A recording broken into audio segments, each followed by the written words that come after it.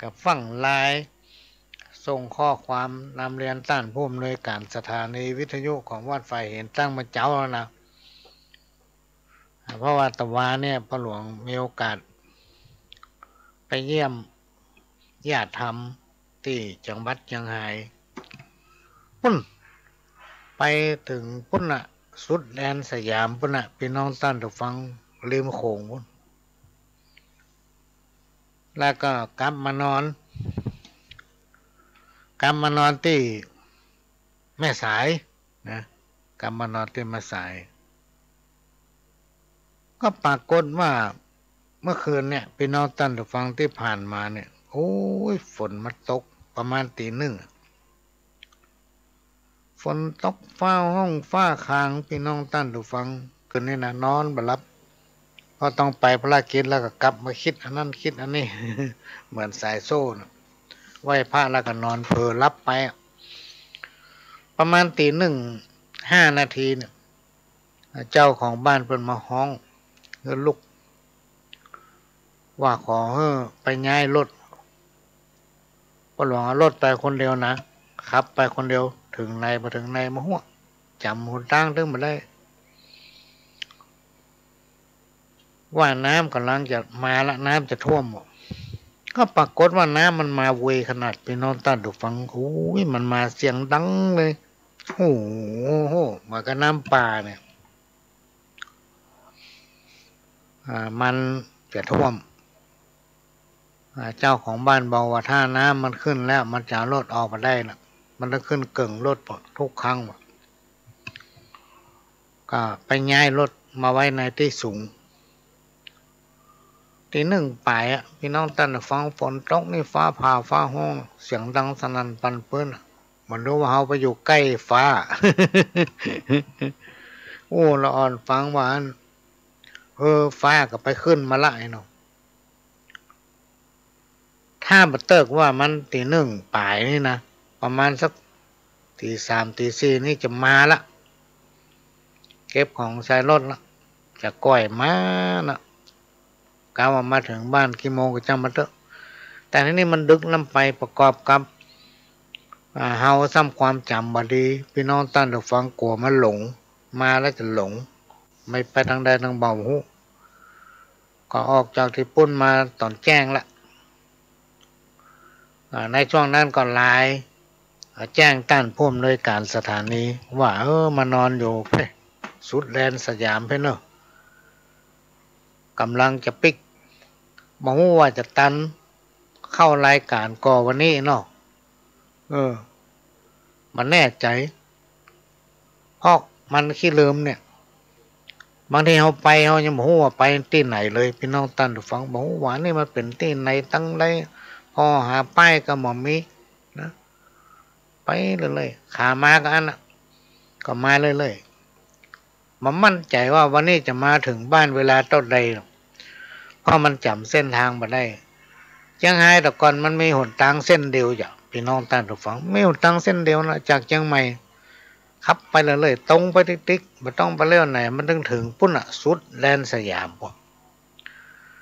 แต่ว่าบัดเดียวพี่น้องต้านฟังมันก็เหมือนเชียงใหม่เหมือนบ้านเฮานี่แหละถนนมันมีนักมันขยายมันเป็นวงแหวนเป็นถนนเรื่องเมืองมีสะพานข้ามมีทางลอดสะพานเนี่ยพี่น้องต้านฟังหลายเส้นหลายสายทำงงหมดแล้วมันเป็นช่วงที่เปิ้นกำลังทำถนนนะป้ายมันเปิ้นร้อนไว้ให้หมดป้ายมันเปิ้นร้อนไว้ให้หมดพี่น้องท่านผู้ฟังโบงมเข็มในน้ำน่ะ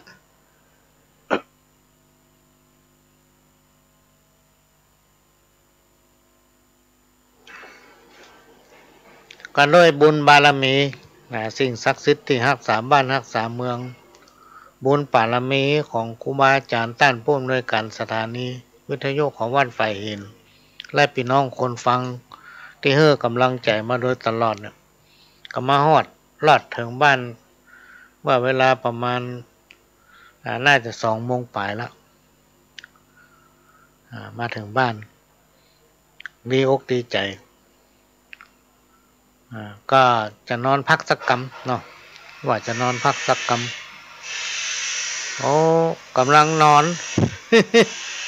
คนนั้นไปคนนี้มาพี่น้องตัดถูกฟังก็จะเป็นได้บ่ต้องนอนละ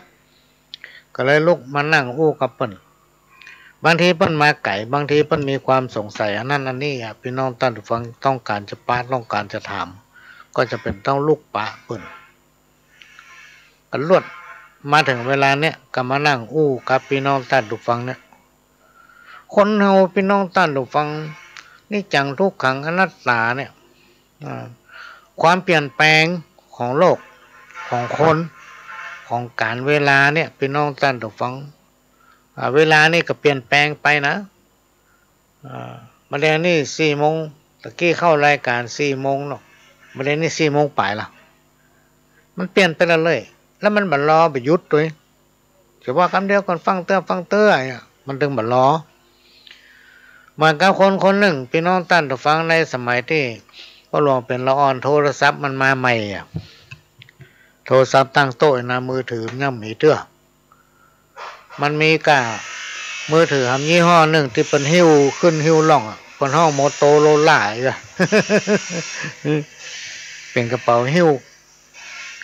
เป็นกระเป๋าหิ้วมีเสาอากาศแล้วก็ประมาณสักหลังจากนั้นมาได้บ่เมินพี่น้องตันฟังในปี2545 46 47เนี่ยกะโทรศัพท์ตั้งโต๊ะเริ่มมาละพูดถึงโทรศัพท์ตั้งโต๊ะเนี่ยมันมาตั้งแต่เขาเป็นละอ่อนอายุ7-8 ปีละแต่มันมาโดยสายมีสายเป็นห้องสายโทรเลขถ้าสายนั้นไปถึงไหนก็มีโทรศัพท์ที่นั่นต่อมามีโทรศัพท์บ้านพี่น้องตั้งแต่ฟังสายไปถึงบ้านไผ่ก็โทรศัพท์มีหั่นอีแม่นั้นกำลังเก็บพักจะมาแกงแข้งพระเจ้าเริ่มเป็นแกงโค้งแกงแข้งเนาะโทรศัพท์มาดังกลิ้งกลิ้งกลิ้งอยู่บนบ้านเอิ้นอย่างได้กำฟังว่ากำเดียวก่อนอีแม่เก็บพักอยู่มันก็ดังอยู่กลิ้งกลิ้งโอ้ยกำเดียวกันนะเก็บพักอยู่นะก็ได้จะไปเอาบะทัวนี่หำน้อยก็ดังยามตึงมารอนะลิงลิงลิงลิงลิงเสียงโทรศัพท์เลยมาได้บะทัวบะแท้สักกำลงไปห้าบโทรศัพท์กูมีแกงแค่มาได้แกงละบอกว่ากำเดียวก่อนกำเดียวก่อนฟังดังติ๊กห้องหากูติ๊กอีหรอ ในสมัยนั้นโอ้อยู่จางหันมาทำมาเหมือนพี่น้องตันฟังสมัยก่อนเนี่ยอากาศมันไม่จะเหมือนถึงวันนี้ถึงวันนี้พี่น้องตันฟังถ้าเราไปอยู่ในห้องแอร์ถ้าเราไปใช้พัดลมนี่อยู่ไม่ได้นะสมัยเมื่อเป็นละอ่อนนี่เป็นยังกลางมุ้งตัวหำซ้ำอยู่ในบ้านในตูบในกระท่อมในหอในเฮือนในกลางมุ้งตัวถ้ามันห้อนเลยแห้งนี่เปิ้นเอากระดาษแข็งเนี่ยหรือว่ากระโปกกาบไม้เนี่ยแบ่งเป็นพัดแล้วก็มาพัดมันยังนอนได้อยู่ได้พี่น้องท่านผู้ฟังในยุคปัจจุบันเนี่ยมันทันสมัยสิ่งตั้งหลายนะที่เราเคยอยู่เคยใจเกี่ยวกับปู่ย่าตายายสมัยก่อนเนี่ยเคยอยู่กันม่วนกินกันลำเวลาฮ้อนไหลแห้งก่อนน้ำรูปหน้าอกแหกันเดิมมันก็สร้างไปละแต่มายุคปัจจุบันเนี่ยเป็นน้องตั้งฟังบ้านไผ่ท่ามามีพัดลมแล้วปัจจัยแอร์นี่นะอยู่เกือบมาได้ยังดียังมามีกระจายน้ำแข็งไอ้น้ำเอาน้ำแข็งใจพัดลมไอ้น้ำแข็งเอาน้ำแข็งเขาใส่ในพัดลมมันก็จะออกมาเป็นไอ้น้ำอากาศมันเปลี่ยนไปทุกอย่างแม้กระทั่งฝนดินฟ้าอากาศนี่ก็เปลี่ยนมันสมัยก่อนนี่ถ้ามันตกมันก็ตกเลยหรอกพี่น้องตันเดี๋ยวฟังมันจะตก5 วัน10 วันกับเป็นเรื่องของฝนละพอมันถึงฤดูเปิ่นโดยเฉพาะการพรรษานี่ช่วงสิงหากันยานี่เปิ่นห้องว่าเป็นเดือนกันยากไปฮอดถึงเดือนนี้ยังลูกมีอยู่นะเดือนมกรานี่ปลายธันวาไปถึงมกราก็ยังมีอยู่ฝนในยุคปัจจุบันเนี่ยมันก็มีอยู่นะพี่น้องตาดูฟังแต่บนมันจะตกมันก็ตกบางทีมันเป่งอยู่ได้หันดาวหันเดือนอยู่เนอะในทำกี่นาทีตกหรอกตกลงมาก็ตกนักแต่นักว่านะเอาจนน้ำนองน้ำขังเหตุที่มันนองมันขังเพราะอะไรอย่างพี่น้องตาดูฟังพ ราะว่ามันมีที่ไปน้ำมันมีที่ไปมันมีทางเดินน้ำเพราะอย่างมันถึงมีทางเดินน้ำเพราะว่าในยุคปัจจุบันเนี่ยมันบอกว่าจะบ้านไหนสังคมใดพี่น้องท่านผู้ฟังคนมันแพร่หลายมันมีคนเป็นจำนวนนักอย่างกลางต้องกลางหน้าไปเลยมันมีแล้วถมไปเป็นที่จัดสรรไปเป็นบ้านเป็นโครงการบ้านหันบ้านนี่หมดละแต่ละโครงการเขาว่าไผ่มาอยู่หันก็มีคนมาอยู่เต็มหมดมันก็เลยทำให้ห้องน้ำมันหายลำเมืองไส้ไก่เมืองเสียน้ำหายไปหมดรึดถมน้ำไปบ่ได้เพราะมันไปบ่ได้พี่น้องท่านผู้ฟังมันก็มีปัญหาน้ำท่วมล่ะพอฝนตกน้อยมันไหลไปไหนบ่ได้มันก็ท่วมอยู่ที่ห้านอันนี้เราจะไปโทษไผก็บ่ได้จะไปโทษดินฟ้าอากาศก็บ่ได้พอเปิ้นถึงตกของเปิ้นพอถึงเวลาเปิ้นถึงตกมันเป็นเจ้าเฮาทั้งหลายเนี่ยไปปิดทางน้ำเปิ้นนะอันนี้ก็เป็นภัยอย่างหนึ่งอันนี้การมาอู้เอ้ยกันฟังพี่น้องท่านฟังแถมประการหนึ่งพี่น้องท่านฟังลองสังเกตพอปัจจุบันนี่นะสมัยก่อนเนี่ยเขาเป็นละอ่อนนะเขายังท่องจำได้อยู่ในน้ำมีป่าในนามีเข้านะเป็นอู่เข้าอู่น้ำหรอกไผไปไผมาเพิ่งกับม่วนอกม่วนใจถ้าเดินเกี่ยงเดินนี่เนี่ยหอมเข้าไม่โลเตียวประจำกลางต้องกลางหน้าเตียวประจำถนนหนทางโอ้ยหอมเข้าไม่หอมเข้าไม่แต่ปัจจุบันเนี่ยนานี่หายากแล้วนะพี่น้องท่านผู้ฟังมันกลายเป็นบ้านไปหมดกลายเป็นบ้านไปหมดละเพราะคนมันนักมันมีที่อยู่ทำน้อยก็ซ้ำจะนักไปเรื่อยๆเพราะอย่างมันจะนักไปเรื่อยๆคนที่เป็นอยู่ในเมืองที่มันมีความเจริญนักขึ้นลูกเต้าเราหลานกันนักขึ้นเนี่ยพี่น้องท่านผู้ฟังมันแออัดก็ต้องขยายมาและในยุคปัจจุบันครับสมัยก่อนมันจะเหมือนกันสมัยก่อนนี่เพิ่นมันมีคนที่อื่นมาอยู่ปะปนกับเฮาหลงประเดี๋ยวนี้มีหลากหลายภาษาหลายเชื้อชาติศาสนามาอยู่ร่วมกันหมดพี่น้องท่านผู้ฟังอย่างยกตัวอย่างบางบ้านเนี่ยคนในพื้นที่ที่มีภูมิลำเนาเกิดอยู่ห้านเนี่ยมีประมาณสัก100 หลังเนี่ยบางที่ยังมาถึงด้วยซ้ำแต่มีพี่น้องต่างบ้านต่างเมืองเข้ามาอยู่เป็น300-400บอกบ้านจัดสรรบางที่บางแห่งบางบ้านเขาไปถามเตอะพี่น้องท่านผู้ฟังบ้านลุงแก้วอยู่ตังใดหาเขามาฮู้บ้านประมาณน้ำมูกอยู่ที่ไหนหาเขามาฮู้เขาจะตอบว่ามาฮู้ส่วนมากมันแจ้งคนบ้านเฮาพี่น้องท่านผู้ฟังเป็นคนที่ไหนมาฮู้เปิ้นบรรยากาศทำงานละเนี่ยความเปลี่ยนแปลงของโลกมนุษย์เฮา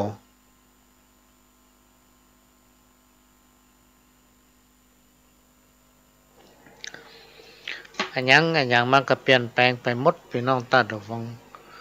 รวมไปถึงถนนหนทางสมัยก่อนนี่โอ้ยไม่ใช่พอมีไผเตียวอย่างนี้ล่ำเหลืออันนี้บอกว่าวันอย่างเขาจะว่าวันนี้รถอย่างมันนักแต่นักว่าก็แต่ว่าวันศุกร์ก็รถนักเหมือนกันนะถนนทุกเส้นทุกสายพี่น้องท่านผู้ฟังเต็มไปด้วยรถแล้วเขาผ่านมาตามห้างร้านค้าตามห้างสรรพสินค้าตามปั๊มน้ำมันก็มีรถจอดเต็มมันถ้ารถทุกกันออกมาวิ่งหมดนี่นะโอ้มันมีถนนให้วิ่งแหละ มันหนัก บ้านไหนก็มีกันส่งกันเนี่ยพี่น้องท่านผู้ฟังเป็นความสะดวกอันนี้ก็มาอู้ให้พี่น้องท่านผู้ฟังได้ฟังกันว่าปัจจุบันเนี่ยมันเป็นอย่างเงี้ยบ้านเฮามันเป็นอย่างเงี้ยกฐินทานคือสังฆทานบุญทานยิ่งใหญ่1 เดือนข่าวสารเพื่อการประชาสัมพันธ์ขอเชิญชวนศรัทธานักศีลนักบุญทั้งหลายร่วมงานทำบุญทอดกฐินสามัคคีของวัดร้องอ้อตำบลสันพิเชื่ออำเภอเมืองจังหวัดเชียงใหม่ตรงกับวันอาทิตย์ที่6 พฤศจิกายนพุทธศักราช 2565 ขึ้น13ค่ำเดือนยี่ทอดถวายกับพระสงฆ์ที่จำพรรษาท่วนไตรมาสของวัดร้องอ้อเวลา 9:30 นาทีเป็นต้นไปขอเชิญชวนร่วมงานบุญกฐินสามัคคีของวัดร้องอ้อตำบลสันติเสื้ออำเภอเมืองเชียงใหม่จังหวัดเชียงใหม่ตรงกับวันอาทิตย์ที่ 6 พฤศจิกายน 2565 ช่วงเช้า 9:30 นาทีได้บุญได้กุศลโดยพร้อมเพรียงกันสร้างมนุษย์สมบัติสวรรค์สมบัตินิพพานสมบัติเพิ่มพูนสัจก็เชิญร่วมกันเนอะพี่น้องท่านผู้ฟังในวันที่6วันอาทิตย์ที่6พฤศจิกายน 2565โดยจะเริ่มตั้งแต่เวลา 9 โมงไปถึงเที่ยงพุ่นน่ะก็จะมีการทอดถวายกฐินสายสามัคคีที่วัดร้องอ้อก็ได้รับการอนุเคราะห์เมตตาจากคุณป้อนายเอียนไว้เป็นประธานในปีนี้เนื่องจากว่าวัดเท่านั้นมีกฐินทุกปีแล้วก็ไม่อยากจะให้ขาดไม่อยากให้วัดขาดกฐินก็เลยได้นำเรียนคุณป้อนายเอียนไว้ท่านก็ให้เป็นเจ้าภาพเป็นประธานในการทอดกฐินสายสามัคคีในปีนี้และนอกไปจากนี้ก็ได้รับการอนุเคราะห์เมตตาร่วมอนุโมทนาบุญโดยคณะของท่านผู้อำนวยการปปสภาค5นะปปสภาค5ภาค5เนี่ยมันกินไปถึง8จังหวัดภาคเหนือนะพี่น้องท่านผู้ฟังก็ได้ร่วมอนุโมทนาบุญเป็นเจ้าภาพกฐินสาย1 ต้นนอกจากนี้ก็ได้รับการอนุเคราะห์เมตตาจากเจ้าของผู้จัดการเจ้าหน้าที่พนักงานและก็คนงานในหมู่บ้านพิมพ์พิชดาใกล้สีแยกหลุยนี่ก็ร่วมอนุโมทนาบุญเป็นเจ้าภาพตัวองค์กฐินกฐินสาย1 ต้นและของพี่น้องศรัทธาก็ได้ข่าวว่าหลายต้นนะพี่น้องท่านผู้ฟังปัจจัยได้ทางเจ้าอาวาสก็จะได้นำบูรณะในส่วนที่มางามในส่วนที่มันสุดโทรมทำให้มันดีขึ้นเรียกว่าทนุบำรุงศาสนาวัตถุทุกอย่างของวัดร้องอ้อพี่น้องท่านผู้ฟังก็ขอเชิญพี่น้องท่านผู้ฟังเครือข่ายสายธรรมได้ร่วมอนุโมทนาบุญโดยพร้อมเพรียงกันในวันที่6นั้นยังไม่ได้แจ้งท่านผู้อำนวยการเลยนะไม่ได้อู้เป็นทางการเพียงได้อู้ในวิทยุเนี่ยว่าจะขอให้ท่านผู้อำนวยการสถานีวิทยุจัดส่งเจ้าหน้าที่มาอำนวยความสะดวกในการถ่ายทอดเสียงในวันที่6คือพี่น้องท่านผู้ฟังเครือข่ายสายธรรมได้ฟังกันและทำอย่างหนึ่งพี่น้องท่านผู้ฟังสถานีวิทยุของวัดฝ่ายหินนั้นเป็นของพี่น้องคนฟังทุกท่านเป็นเจ้าของที่เราจะต้องช่วยกันทนุบำรุงพี่น้องท่านผู้ฟังถ้าเราบ่ช่วยกันทนุบำรุงอากาศมันเปลี่ยนมันต้องรู้ต้องเสียเป็นธรรมดาก็เดียวได้ยินก็เสียงโซ่หมายเลขบัญชีสถานี4712274 927เนอะพี่น้องท่านผู้ฟังธนาคารกสิกรไทยสาขาถนนสุเทพท่านไปที่ธนาคารไหนก็ได้ว่าขอโอนสตางค์นี่เฮ้ยแม่กำเตอะจะได้ทนุบำรุงสถานีซึ่งที่ผ่านมานั้นเรามีการตั้งพระป่าเพื่อนำปัจจัยมอบให้กับท่านผู้อำนวยการเพื่อเอาไปดำเนินการเกี่ยวกับปรับปรุงสถานีถ้าเครื่องมันดีอันอย่างมันดีเสียงมันดีฟังก็ม่วนโลกพี่น้องท่านผู้ฟังถ้าฟังตัวเอามือตัวถ้าวางมือก็บ่ดังละอย่างนี้ปวดหัวเหมือนกันเนอะฟังดับๆหายเสียงกำป้อยนะคนอู้ยังไปออกวิทยุหำยังเนาะมันมีลูกโซ่แซ่ต่อเต้นะมันถึงมีได้ก็ฝากไว้ขณะนี้พี่น้องท่านผู้ฟังก็กำลังรับฟังรายการสาระสปะ ดำเนินรายการด้วยเก้ากับผมพ่อหลวงสว่างท่าดินจันทร์ประธานเครือข่ายกองทุนแม่ของแผ่นดินจังหวัดเชียงใหม่และ8จังหวัดภาคเหนือก็มาพบปะพี่น้องท่านผู้ฟังเป็นประจำทุกวันเสาร์ตั้งแต่เวลา4 โมงถึง6 โมงแมลงแล้วก็วันอาทิตย์บ่ายโมงถึงบ่าย3แล้วก็5 โมงถึง6 โมงแล้วก็ทุกวันพฤหัส3 ทุ่มถึง4 ทุ่มก็จะอ่านข้าวให้ฟังสักบทกันเนาะพี่น้องท่านผู้ฟังยอหัตถาวันตากับนบต้านที่เคารพผู้ฟังทั้งหลายในโอกาสนี้ขอจี้ขยายเป็นกรบรรยายเป็นสายเป็นถ้อยสมัยนี้นะแม้นว่าอนุรักษ์ยากนักเปรียบได้เดิมมาจับใจแห้งบัจับใจกาบ้างว่าพัฒนาบ้างว่าก่อสร้างต้นไม้มากหลายล้มตายบินบ้างถนนหนทางสร้างเน้นที่อ่อนในแตงที่แข่งในเว้นคนล้วนตื่นเต้นความเจริญบรรดาป่าไม้เผาไม่เหลือเกินทุกดอยประเจิญยากเกินต่อต้านหมอกควันลักหลายหญิงใจหลายบ้านล้วนแต่ลำคาญยิ่งนักคนเฮานั่นหนาเผาป่าคึกคักยากนักหักห้ามตุยตันอย่าตีกองแข่งฟ้าขี่ม้าเหมือนกันอย่าแข่งตะวันหูตันทุกด้านเจียงใหม่บ้านเฮาต้องเอาต่อต้านบ่เฮ้อลุกลานป่าไม้หยุดเผาเถิดนะเอาอาพี่ไทยอย่าเฮ้อฮ้อนไม้หมู่เฮามีแต่มลพิษชีวิตอับเสาคงบ่ต้องเดาอย่าเอาแต่ได้ขอราชการประสานเหนือใต้บอกว่าทางใดบ่เว้นแถมตั้งหนึ่งนะจัดมาแน่นเน้นอย่าทำเป็นเล่นเลยนะคือการฉีดน้ำควันทำเลยนะตัวทั้งปาลาเวลานี้ได้ทุกบ้านหลังคาจัดมาแต้มไว้น้ำละเหยไปขึ้นฟ้าก่อนพายุมาเอาอาป้านะจะไปพอท่าหลีหรอต่างติดีนั้น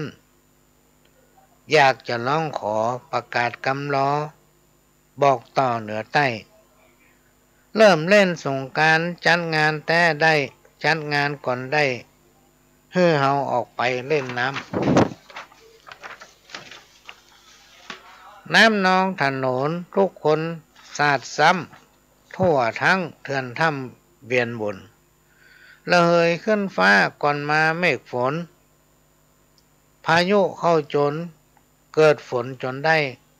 อากาศจะดีควันที่ห้อนไม่ก็จางหายไปปีนี้จากพยากรณ์วันก่อนกล่าวจี้พายุปนปี้จังมา18 มีนาขอจี้ไข่จาพื้นที่ล้านนาต้องหาเตรียมได้ถ้าบ่ทำหยัง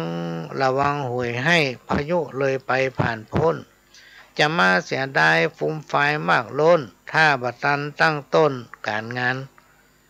มีแหมอย่างนั้นต้องหมั่นประสานทุกส่วนวงวานประธานหมู่บ้านหน้ากากอนามัยควรใส่ต่อต้านราคาประมาณ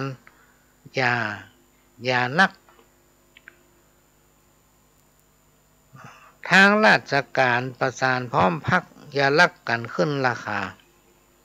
โอกาสอย่างนี้บัดนี้มาหากำไรนาเอาอาเจ้าบ้านควรจัดให้มีแจกฟรีทุกบ้านจัดงบประมาณเอาไว้อันว่าควันไฟหายใจยากไซควรแก้ให้ได้เลยนะ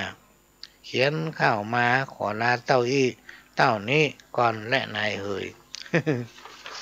อันนี้มันเป็นข้าว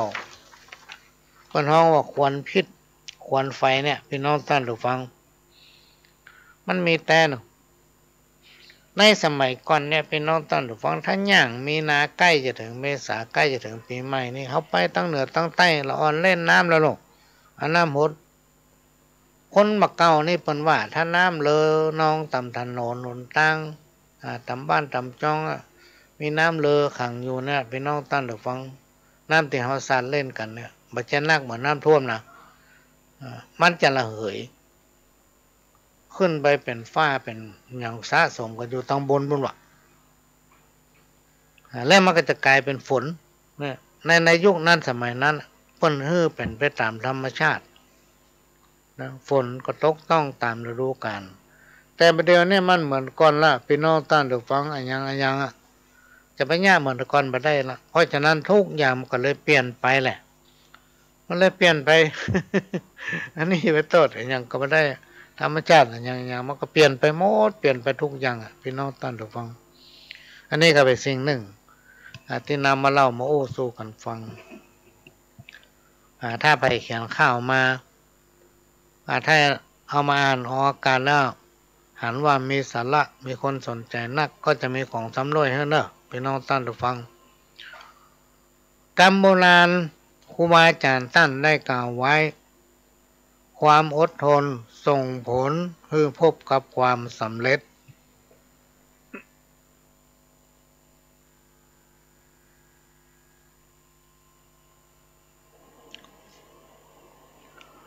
ความอดทนส่งผลให้พบกับความสำเร็จอดทนต่ออย่างมีอย่างพ่องที่เราต้องอดทน1. อดทนต่อความลำบากจากการทำงานนะ 2. อดทนต่อทุกขเวทนาทางร่างกายข้อที่ 3. อดทนต่อความเจ็บใจข้อที่ 4. อดทนต่ออำนาจของกิเลสที่ยั่วยวนเพิ่นยังย้ำว่าถ้าอดทนได้เป็นยาแก้ปากวิเศษอดได้ทนได้จึงจะได้ดีถ้าอดมาได้ทนมาได้ก็จะได้บ่ดีเนี่ยพี่น้องท่านผู้ฟังอย่างข้อที่ 1เนี่ยอดทนต่อความลำบากจากการทำงานเราจะต้องแยกการทำงานพี่น้องท่านผู้ฟังซึ่งการงานทุกอย่างเนี่ยเพราะว่าจะเป็นการก่อสร้างบุตรลินกุลหญ้าปลูกผักไม้ไส้เครือหรือไปรับจ้างอันนั้นมันมีความสำคัญเพราะว่ามันมีความสัมพันธ์กับชีวิตคนเราเนี่ยจะต้องแยกการอยู่บ่ได้มันถึงบ่ได้กินนะยิ่งเขาเป็นคนขี้ข้านนอนรับลูกควายหรืออันนอนรับลูกกินก็เดี๋ยวมันถึงมีกินละเพราะฉะนั้นเขาจะต้องมีความอดทนจากการจ้างงานอย่างต่างๆพี่น้องท่านผู้ฟังอันที่ 2อดทนต่อทุกขเวทนานะเพราะว่าจะเป็นทางร่างกายและจิตใจเป็นปกติของคนพี่น้องท่านผู้ฟังครูบาอาจารย์เพิ่นยังเคยกล่าวไว้ว่าคนไหนถ้ามันบอกว่าอย่างไผนะอันนั้นมันไม่ใช่คนเพราะฉะนั้นการเกิดมาเป็นคนมันก็ต้องปะสะเป็ดพี่น้องท่านผู้ฟังเพราะว่าคนเฮาเนี่ยมันหลายจิตหลายใจเพิ่นเฮาว่านานาจิตตังนะนานาจิตตังเขาจะห้ามไผถึงบ่ได้ห้ามอย่างถึงบ่ได้เหมือนกับควันไฟเนี่ยกะควันไฟนี่เฮาไปใจห้ามมันได้หรอจะไปลอยไปทางนั้นจะไปลอยมาทางนี้หน่อยยังบ่ได้เลยนะมันก็ไปตามทิศทางลมของมันเองเพราะฉะนั้นเราต้องทนต่อความทุกขเวทนาต่อทุกสิ่งที่มันเกิดขึ้นอดทนต่อความเจ็บใจเขาจะต้องมีสติพี่น้องท่านผู้ฟังมีสติเมื่อเขามีสติและปัญญาเกิดอันยังมันจะเกิดขึ้นกับจ้างแต่จะไปสนใจมันนะจะไปสนใจมันคือมั่นใจตัวเองว่าวันนี้เราทำดีละเราไม่ได้ไปเบียดเบียนคนนั้นไม่ได้ไปเบียดเบียนคนนี้อยู่ตามอัตภาพของตนเองคือพอใจในสิ่งที่ตนมียินดีในสิ่งที่ตนได้พี่น้องท่านผู้ฟังเรื่องอาหารการกินเรื่องอย่างสปะสะเป็ดเนี่ย เกี่ยวข้องกับชีวิตของคนเฮาเนี่ยพี่น้องท่านผู้ฟังก็ต้องมีความอดทนเอาทำประการหนึ่งคืออดทนตามอำนาจกิเลสคนทุกคนจะมีกิเลสตัณหามันกันหมดพี่น้องท่านผู้ฟังจะมีนักมีน้อยไม่แตกต่างกันไปท่านนะแต่ถ้าไผ่อดได้ทนได้พี่น้องท่านผู้ฟังจะปะพบกับความสำเร็จนะจะปะพบกับความสำเร็จจะได้ดีนะเมื่อเขาเนี่ยการทำงานเนี่ยบางคนเนี่ยการนักน้อยมาเอาละโอ้เวลาไปเนี่ยการเบาๆก็ไม่เคยสู้หม้อเนี่ยเวลาไปที่ไหนที่ห้านที่นี่ก็จะเอาราคากล้าสินกล้าจ้างแปลงมาได้แปลงก็แบบเนี้ยในที่สุดก็อยู่มาได้พ่ออย่างพ่อไปที่ไหนไปมาใครจ้างละกล้าตัวมันแปลงเราต้องอดทนครูบาอาจารย์เป็นเรื่องย่ำถ้าไผ่อดทนได้เนี่ยมันเป็นยาแก้ปากวิเศษเนี่ยเอามาฝากไว้เนอะพี่น้องท่านผู้ฟังไปแจ้มาสอนนะเอามามาเล่าให้ฟังก็ต้องขอบพระคุณพี่น้องท่านผู้ฟังเนอะที่ติดตามมาฟังรายการในรายการนี้เป็นประจำมาได้ขาดอันนี้ไม่แรงตะล่อม ส่งไลน์มาเฮ้ก็ขอบคุณเป็นอย่างสูงเป็นแฟนโครงการฟังอยู่เนอะฟังอยู่เนอะเจ้าก็จะไปจนใกล้กูใกล้เลยนะก็ขอบคุณเถระครูบาอาจารย์ที่คอยให้กำลังใจขโยมเก่าขอให้ฟังบุญนานสักกรรมแล้วเพื่อกำลังใจก็ต้องขอบพระคุณและถวายความเคารพเป็นอย่างสูงกฐินทานคือสังฆทานบุญทานยิ่งใหญ่1 เดือนข่าวสารเพื่อการประชาสัมพันธ์ขอเชิญชวนศรัทธานักศีลนักบุญทั้งหลายร่วมงานทำบุญทอดกฐินสามัคคีของวัดร้องอ้อตำบลสันพิเชื่ออำเภอเมืองจังหวัดเชียงใหม่ตรงกับวันอาทิตย์ที่6 พฤศจิกายนพุทธศักราช 2565 ขึ้น 13 ค่ำเดือนยี่ทอดถวายกับพระสงฆ์ที่จำพรรษาท่วนไตรมาสของวัดร้องอ้อเวลา 9:30 นาทีเป็นต้นไปขอเชิญชวนร่วมงานบุญกฐินสามัคคีของวัดร้องอ้อตำบลสันพิเชื่ออำเภอเมืองเชียงใหม่จังหวัดเชียงใหม่ตรงกับวันอาทิตย์ที่ 6 พฤศจิกายน 2565 ช่วงเช้า 9:30 นาทีได้บุญได้กุศลโดยพร้อมเพรียงกันมนุษย์สมบัติสวรรค์สมบัตินิพพานสมบัติเพิ่มพูนสักก็ขอเชิญนะพี่น้องท่านผู้ฟังร่วมอนุโมทนาบุญในการทอดกฐินสายสามัคคีที่วัดหนองอ้อซึ่งจะมีในวันที่ 6 พฤศจิกายนเป็นวันอาทิตย์พอดี 2565 เฮามือวัดขาดกฐินพี่น้องท่านผู้ฟังสำหรับปัจจัยแต่ละต้นกฐินสายนั้นเฮาไม่ได้กำหนดกฎเกณฑ์ว่าจะต้องมีแต่อันใดแต่อีพี่น้องท่านผู้ฟังตามกำลังของท่านแต่ถ้าท่านใดมีต้นกฐินสายแล้วก็ฟังรายการของพ่อหลวงก็แจ้งให้พ่อหลวงเนอะพ่อหลวงจะมีของสำรวยแบ่งให้ทดลองละ โอ้เข้าท่าก็จะมีให้ก็บอกไปฝากทางวัดละทีแรกคิดว่าจะทำสัก 300-400แล้วไปฝากทางเจ้าวาดไว้แจกเป็นของที่ระลึกเนื่องในงานทอดกฐินในปี 2565 ก็ปรากฏว่าทางเจ้าวาดเป็นว่าเฮากลัวมันพอแจกกลัวมันพอดื่มพอแน่หรอกถ้ามันวิทย์ไปทำเมื่อมันม่วนใจวะถ้ามันวิทย์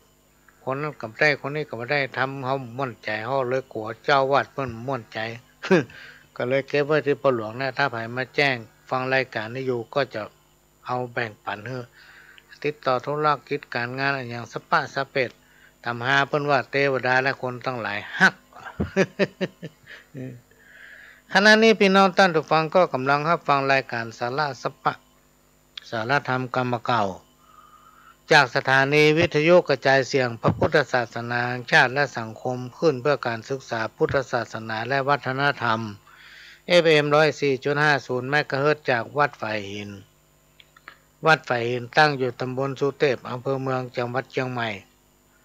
และก็ได้รับการอนุเคราะห์เมตตาจากต้านผู้อำนวยการสถานีวิทยุล้านนาเชียงใหม่คือการอนุเคราะห์เมตตานำมาเสียงรายการนี้เผยแผ่สู่พี่น้องท่านผู้ฟังถึงบ้านถุงจองและก็นะครับการอนุเคราะห์เมตตาจากท่านผู้อำนวยการสถานีวิทยุพัฒนาคุณภาพชีวิต FM 92.25 วัดหลวงประแดงมหาวิหาร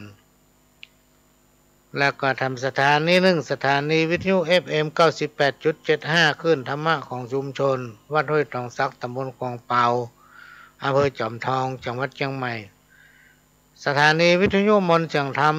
106.25 วัดบุพารามอำเภอแม่แจ่มจังหวัดเชียงใหม่ก็ได้รับการอนุเคราะห์จากท่านผู้อำนวยการสถานีก็ต้องขอกราบขอบพระคุณเป็นอย่างสูงดำเนินรายการโดยก้าวกับผมพ่อหลวงสว่างธาตุอินจันทร์ประธานเครือข่ายกองทุนแม่ของแผ่นดินจังหวัดเชียงใหม่และ8จังหวัดภาคเหนือสำหรับคณะที่ปรึกษาผู้ตรวจราชการภาคประชาชนนั้นมันหมดวาระครบวาระเมื่อเดือนสิงหาละเมื่อวันที่6สิงหาก็คงบ่าไปเป็นต่อหำละ เพราะมีข้อห้ามนักลำไปพี่น้องท่านผู้ฟังข้อห้ามนักเกินและงานมันก็นักโดยในยุคปัจจุบันนี่นะก็เลยมาได้ไปยื่นสมัครต่อละก็มาฟังกรรมที่เป็นคติเตือนใจคนฉลาดน้อยมักจะพูดมากหรืออู้นักคนที่รำคาญเพราะมันปากนักอู้นักคนจะรำคาญไปที่ไหนไปก็บอกให้ชอบเพราะมันอู้นักล้ำ แต่ว่าคนที่เปิ้นฉลาดนักคนที่เปิ้นมีความรู้นักเนี่ยเป็นนอนต้านฟังเปิ้นจะอู้น้อยหรืออู้กรรมสองกรรมนะแล้วก็คนบัดฉลาดเนี่ยเป็นนอนต้านฟังมันต้องอู้ถึงเหมือนหยางสมัยตะก่อนพี่น้องท่านผู้ฟังประหลวงเป็นผู้ใหญ่บ้านในช่วงนั้นมีท่านนายอำเภอท่านหนึ่งปัญย้ายมาประจำที่อำเภอเมืองเชียงใหม่ปุ้นอำเภอเมืองเชียงใหม่ตอนนั้นตั้งอยู่ที่หน้าคอกหลวงปุ้นนะตั้งกลางเวียงปุ้นหลังสามกษัตริย์นายอำเภอนี่เปิ้นว่าโอ้บัดยากถ้าใครฮู้จักประวัติของคนนั้นคนนี้เขาใครฮู้จักบ้านนั้นบ้านนี้เป็นได้อันนั้นนี่เป็นได้เขาเล่าเขากินนี่หรอก มันจะมีแต่ว่าจับซ้ำคนนี่นะพี่น้องท่านผู้ฟังถ้ามันได้กินเหล้าไปสักกึ่งตองนี่นะไม่แห่มันอู้มันย่างไผ่ใครหู้อย่างมันต้องลากมาอู้ฟังหมดโอ้ละบางคนกินยิ่งกินไปโอ้เปลืองตึงเหล้าเปลืองตึงกับแก้ม ดักตายชื่อกือ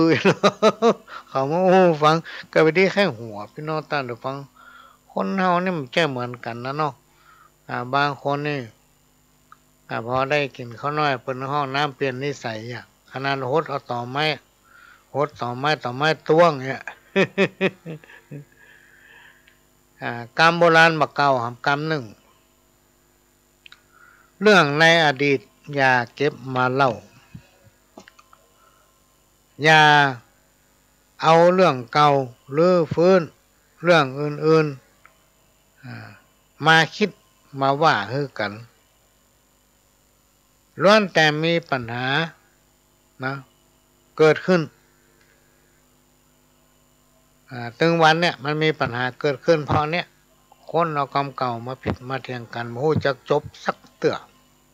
นะครูบาอาจารย์เพื่อเลยกล่าวไว้ว่าบดี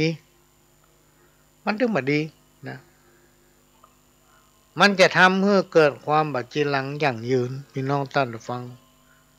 ในยุคปัจจุบันเนี่ยพี่น้องท่านผู้ฟังในสังคมชุมชนของแต่ละหมู่บ้าน เฮาบ่ต้องโอ้ถึงหมู่บ้านนะโอ้ถึงจังหวัดถึงเขตถึงภาคถึงประเทศรวมกันไปเลยกำลังต้องการความสมัครสมานความสามัคคีสังคมชุมชนบ้านเมืองและประเทศชาติถ้าคนมีความสมัครสมานสามัคคีภัยถึงบ่เกิดพี่น้องท่านผู้ฟังลองย้อนนึกไป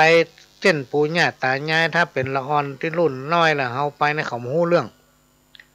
สงครามโลกมันเกิดเพราะหยังเพราะคนในบ้านในเมืองเฮาแตกความสมัครสมานสามัคคีบ่มีความสามัคคีแตกแยกกันเป็นก๊กเป็นเราก็เลยทำให้ศัตรูเข้ามาโจมตีในที่สุดเราต้องเสียดินแดนแผ่นดินของประเทศเขาเนี่ยไปทีละน้อยละน้อยละน้อยพี่น้องท่านผู้ฟังเอาจนเหลือเต้าขวานห่อหูขวานนั่นเถอะเหลือหน้าน่ะเพราะอย่างเพราะคนในบ้านในเมืองมีความสมัครสมานสามัคคีกันในปัจจุบันเนี่ยพี่น้องท่านผู้ฟังบ้านเมืองกำลังต้องการคนสมัครสมานสามัคคีรวมกันช่วยกันคิดนะใครมีแนวคิดอย่างใดดีๆก็ออกมาแจ้งออกมาเสนอออกมาแสดงความคิดเห็นยิ่งเขามีสื่อนักเนี่ยไม่ว่าจะเป็นตั้งออนไลน์ไม่ว่าจะเป็นตั้งเฟซไม่ว่าจะเป็นตั้งอย่างสปาสเปดที่มันตันสมัยถึงวันเนี่ยเขาช่วยกันคิดออกมาพี่น้องท่านผู้ฟังล่ามาแสดงออก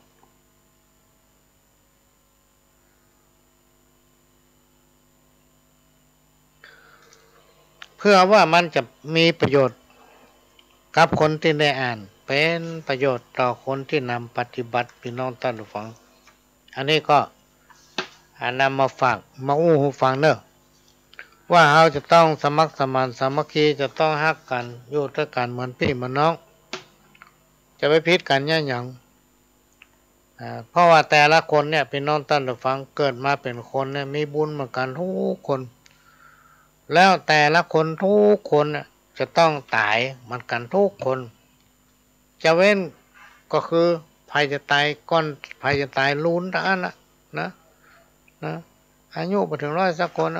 คำว่านิจังทุกขังอนัตตาเนี่ยความบ่เที่ยงแท้แน่นอนที่มาเกิดขึ้นบนโลกเนี่ยมันมีภัยสักคนพี่น้องท่านผู้ฟังที่หนีพ้นอันนี้เอามาฝากไว้คนเขาเนี่ยมีหลายอย่างหลายประการเนาะจิตใจคนเขาก็จะเหมือนกันเพิ่นฮ้องว่ามนุษย์นะมันคำว่ามนุษย์เนี่ยเป็นสัตว์ที่มีความประเสริฐต่อสรรพสิ่งอย่างทั้งหลายพี่น้องท่านผู้ฟัง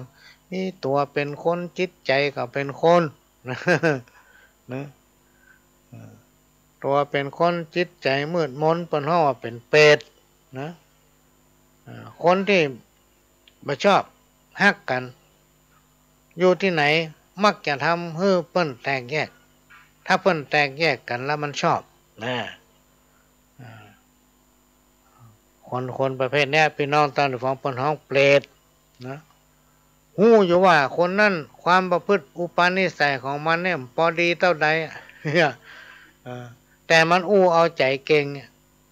ก็ไปส่งเสริมอันนี้เปิ้นฮ้องว่าหมู่เปรตมันขึ้นมาเกิดเป็นคนเปิ้นเป็นคนมันก็เป็นคนกับเปิ้นแต่เปิ้นฮ้องว่าเป็นเปรตนะมนุษย์มีหลายประเภทหลายจำพวกก็จะเอาข้าวทำบนหนึ่งมาอ่านให้ฟังเด้อพี่น้องท่านผู้ฟังมาอ่านให้ฟังขอลาก่อนเตอะพี่น้องทั้งหลายจักขอลาไปสู่ยังโลกหน้าเพราะกรรมเกยแฝงเตรียมแยงตัวข้าได้ปัดเอาพี่น้องขอลาตั้งตัวแม่ไหมยอดว้องที่เคยร่วมห้องนอนแยงขอลาคกพริกหม้อข้าวหุงแกงน้ำพริกตาแดงที่แห้งขำถ้วยขอลาตั้งตัวแม่ใบหน้าสวยลาไปคนเดียวบอกปิกลาหมอนขี้ไข่แก่นที่ดำมิกลาแผ่วสัตว์น้อยนอนตุย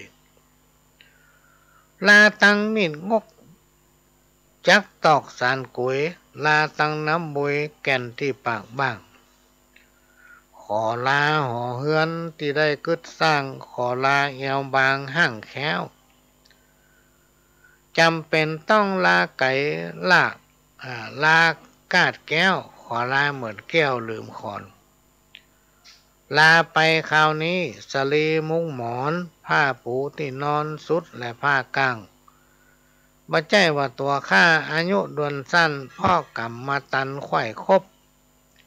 แก่บ้านกำนันตั้นตี้เขาลบขอลาจากเจ้าไปหนอลาไปพ่ำพร้อมลาทกสลาอบตที่เคยเลือกตั้งลาเปื้อนลาฝุงลามุ้งผ้าก้างวัดวาอารามตุพระกาญะกำมังพาดพังสะปะบ่ตั้งใจได้ทำไปวจีกรรมนั้นแม่นปากปลาใสล่วงล้ำอันใดอภัยตัวข้าอันนี้ก็ขอลาตายถ้าจะใกล้นักแกเนาะ คนที่เพิ่นแต่งแต้มเขียนมาถือว่าสุดยอดนะพี่น้องท่านผู้ฟังข้าวทำข้าวนึ่ง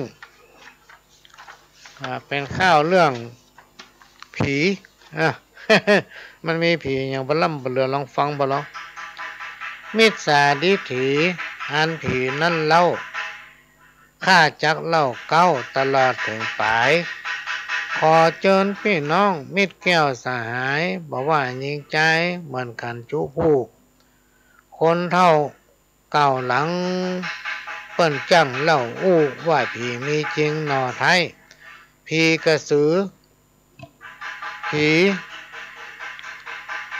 ปงป่าไม้ตั้งผีเสื้อห้วยผีดอยผีเพศผียักษ์ตั้งผีกองก้อยตั้งผีตามอยผีปกกะลงผีห้าผีพงสอบอยู่ตำมงตั้งผีพงลงอีกค้อยตั้งผีตองเหลืองภูมิภายใหญ่น้อยเรื่องราวเกิดขึ้นเป็นมายังมีไตงิ้วคนหนึ่งนั่นหนาได้เดินมักขาเข้าหาปากกว้างมันไปหันผีอยู่กินเสพสร้างยังกลางดงดอยที่นั้นมันก็เจียนจ้ากับผีหลายชั้นไปตามเขตข้านลวงหลาย อันนี้เรื่องผีไปจบดีพี่น้องท่านผู้ฟังก็ได้เปิดเทปให้พี่น้องท่านผู้ฟังสักกำเนอะเพราะว่าละออนเขาแง่การหน้าบ้านเนี่ยเสียงมันดังกุ้งกังที่ได้ยินเนี่ยพี่น้องท่านผู้ฟังจะขออนุญาตเปิดเทปเก่าให้ฟังสักแป๊บหนึ่งหนูย่อมเข้าไปนอน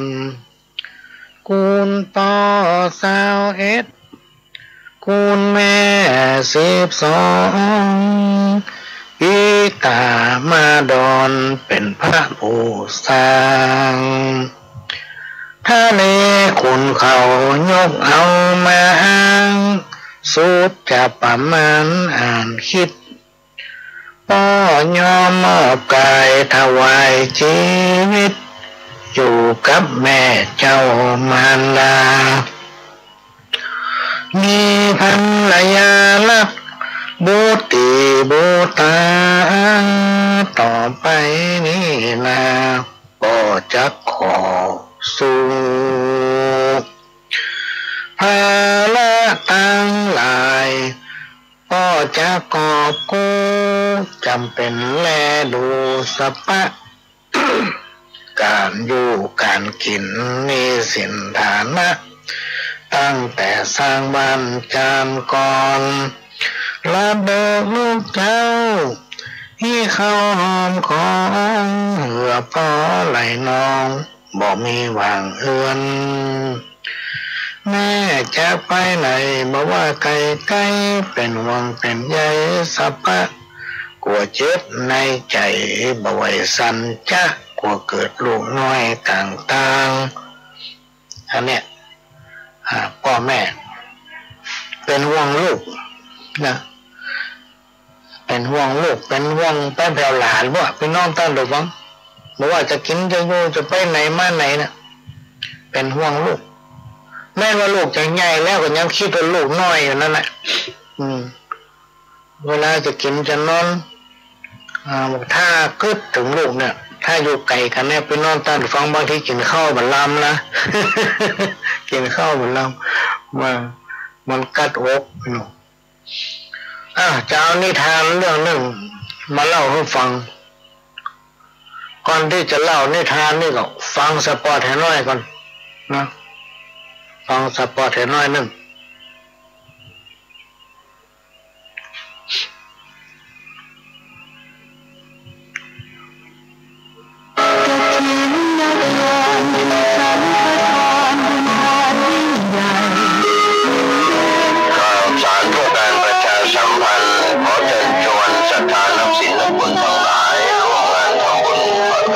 สามัคคีของวัดร้องอ้อตำบลจันทิเชื่ออำเภอเมืองจังหวัดเชียงใหม่ตรงกับวันอาทิตย์ที่6 พฤศจิกายน พุทธศักราช 2565 ขึ้น13 ค่ำเดือนยี่ทอดถวายกับพระสงฆ์ที่จำพรรษาทวนไตรมาสของวัดร้องอ้อเวลา 9:30 นาทีเป็นต้นไป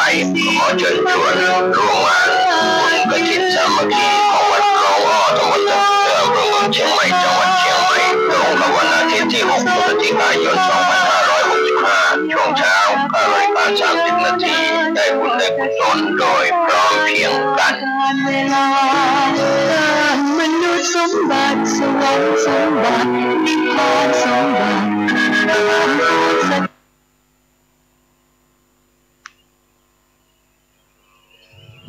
ก็จะเอานิทานมาเล่าให้ฟังก็หันว่ามันมีสาระพี่น้องท่านผู้ฟังมันมีสาระเป็นนิทานชาดกที่มันมีมาหมดแล้วในสมัยน่าจะก่อนพุทธกาลโดยซ้ำมันบอกว่าคนเฮาเนี่ยเขาเนี่ยอย่างได้อย่างนั้นคนทำกรรมดีย่อมได้รับผลของการกระทำนั้นๆก็คือย่อมได้รับผลกรรมดีคนทำกรรมบดีย่อมได้รับผลกรรมอันนั้นก็คือกรรมที่บดีคนไหนหว่านพืชอย่างใดย่อมได้รับผลอย่างนั้นในการครั้งหนึ่งในเมืองตะกะศิลาในเมืองแห่งนี้พี่น้องท่านผู้ฟังมีสำนักอาจารย์บนห้องทิศาปาโมกอยู่หลายแห่งแต่ละแห่งเนี่ยมีการสอนวิชาทั้งพระเวทเวทมนต์และศิลปะศาสตร์หลายอย่างซึ่งกระชั้นหนุ่มและพราหมณ์หนุ่มต่างกันเดินทางไปร่ำเรียนกันในป่างนั้นพระพุทธเจ้าพี่น้องท่านผู้ฟังของเฮาเนี่ยเกิดเป็นอาจารย์ที่สาปาโมกท่านหนึ่งโดยมีเจ้าชายพรหมทัตซึ่งเป็นราชโอรสของพระเจ้ากรุงปาราณสีเป็นลูกศิษย์เจ้าชายก็ได้ศึกษาเล่าเรียนจนจบเจ้าชายพรหมทัตทรงมีอุปนิสัยหยาบคายที่ร้ายกาจที่สุดเป็นคนมีนิสัยกระด้างกระเดืองพี่น้องท่านผู้ฟังถ้าเป็นเจ้าบ้านธรรมดาเป็นห่อสันดานเป็นคนพาล และก็เป็นคนใจฮ้อนซึ่งเรื่องอุปนิสัยของเจ้าชายนั้นอาจารย์ที่สาปาโมกซึ่งเป็นอาจารย์ผู้สอนเนี่ยมาโดยตลอดต่อมามีวันหนึ่งมีโอกาสเนื่องจากว่าเจ้าชายพรหมทัตและเพื่อนๆทรงร่ำเรียนวิชาอาคมต่างๆจบแล้วและจะมาลาอาจารย์เพื่อเดินทางกลับบ้านกลับเมืองอาจารย์ที่สาปาโมกก็กล่าวขึ้นว่า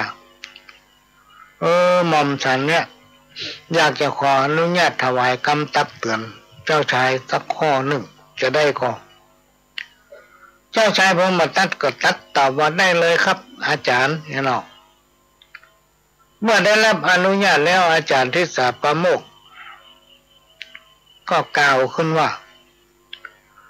คนผู้ใดเป็นผู้ที่มีอุปนิสัยหยาบคายเป็นอันธพาลบักเก่งกลัวภัยเป็นนักเลงนี่เนาะเมื่อได้เป็นใหญ่เป็นโตแล้วมักจะอยู่ได้บ่เหมือนคนว่านะมันมีหรอกพี่น้องท่านผู้ฟังคนไหนถ้าทำตัวเป็นนักเลงทำตัวเป็นอันธพาลทั้งที่ตัวเองเป็นคนหู้แล้วเฮียนก็จบมาละแต่อุปนิสัยตัวเก่าในแก้มาตกชอบไปข่มเหงคนอื่นชอบใหญ่นะเป็นใหญ่เป็นเราแล้วก็ย่ำพอใจได้ชอบไปเบ่งใหญ่ใส่เปิ้นทำเนี่ยทั้งที่เปิ้นให้เกียรติเปิ้นย่องเงาแล้วนะมันก็ยังไปข่มเปิ้นกวนใหญ่วัดตูนะว่าตัวเองมีอำนาจมีเกียรตินะอาจารย์ที่สายประโมกก็ได้สอนไปว่าถ้าได้เป็นใหญ่เป็นโตไปแล้วคนที่มีอุปนิสัยอย่างเงี้ยมันจะอยู่ได้เหมือนเพราะทุกอย่างในโลกของคนมนุษย์เราเนี่ยมันเป็นหัวโขนทุกอย่างที่มันเกิดขึ้นกับชีวิตของเขาเนี่ยเหมือนกับเขาอยู่โรงละครแห่งชีวิตมันมีอย่างจีรังอย่างยืนมันมีเกิดมีดับเกิดได้ก็ดับได้มันมีได้ก็มีเสียได้อย่างนี้เป็นต้นและเมื่อเอาหมดอำนาจวาสนาก็จะหาที่พึ่งปาใส่บ่ได้เลยมันลอยอยู่กลางทะเลลอยอยู่กลางอากาศหาที่พึ่งบ่ได้ภัยกระดึงมาใกล้เพราะว่าเขาเป็นคนมีสันดานหยาบเป็นนักเลงคนไม่ชอบ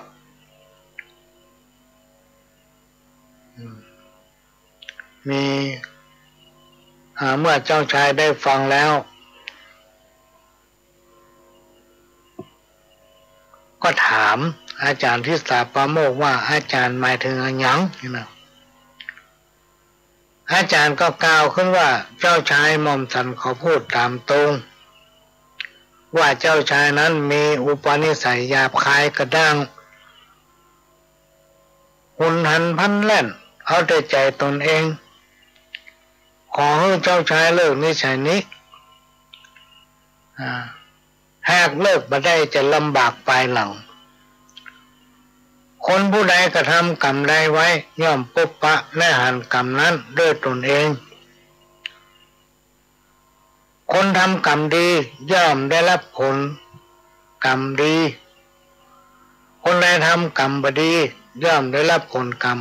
อันนั้น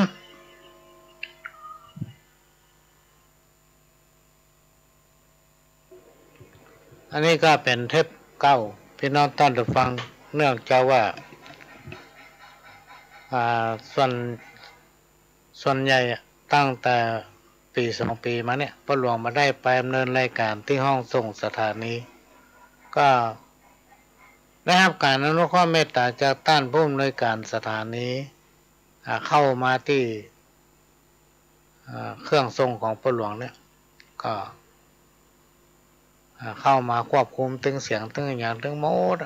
ก็ปรากฏว่าที่ห้องเนี่ยมันเก็บเสียงมาได้พี่น้องท่านผู้ฟังมันรับเสียงทั้งนอกเข้ามากวนอยู่ชีวิตของเราทุกคนเนี่ยจะต้องมีความสัมพันธ์กับงานเพราะฉะนั้นที่บ้านของพ่อหลวงก็จะมีงานสปะในส่วนตัวของพ่อหลวงนี่ก็รับทำอย่างเป็นต้นว่าพิธีเสาเอกเสาโทอย่างเงี้ยต้องได้แต่งได้ดาเครื่องครัวสปะสเป็ดก็มีงานสปะเกี่ยวกับประเพณีล้านนาเราเนี่ยทุกอย่างที่สามารถทำได้ก็เป็นการให้บริการช่วยเหลือสำหรับเปิ้นที่เปิ้นทำบัดได้ ราคากาสินน้ำว่ากันพี่น้องท่านผู้ฟังเพิ่นอยู่ได้เฮาอยู่ได้ถ้าเฮาว่าแปลงไปบางคนเพิ่นบ่มีเพิ่นก็ใครเนี่ยใครทำ ก็จะเป็นต้องอาศัยน้ำพึ่งเรือเสือพึ่งป่า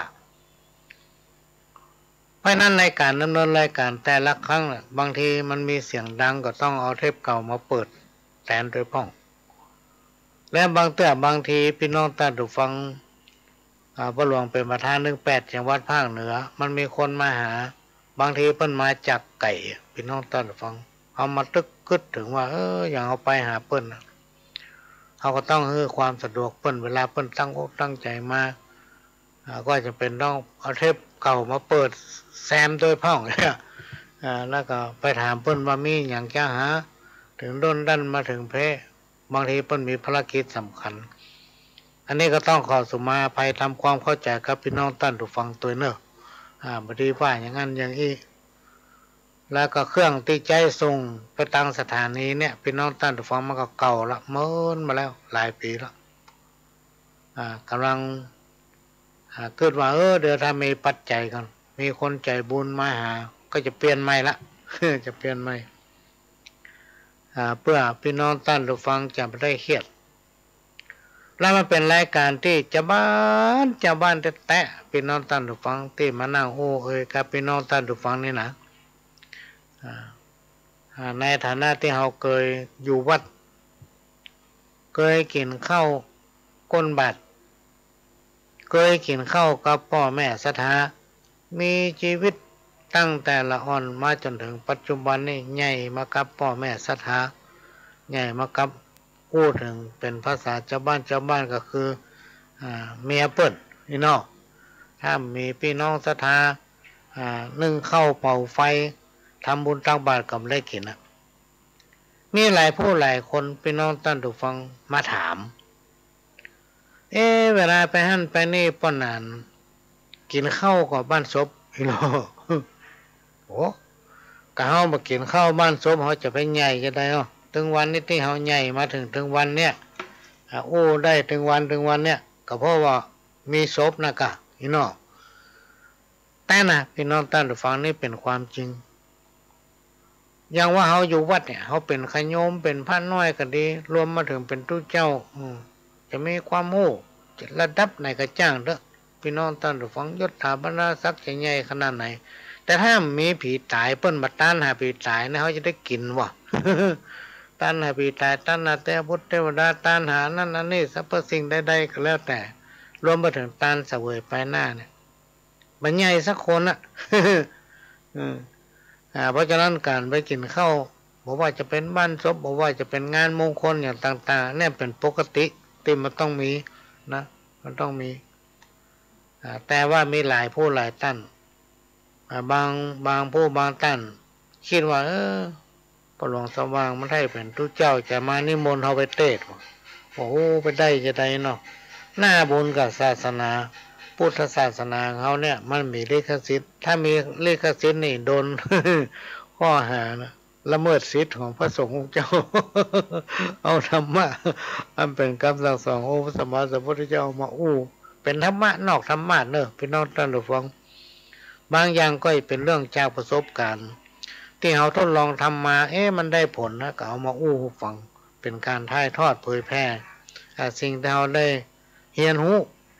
มาเล่ามาสู่กันฟังมาถึงข้าวตะกี้ว่าไปพุทธกลา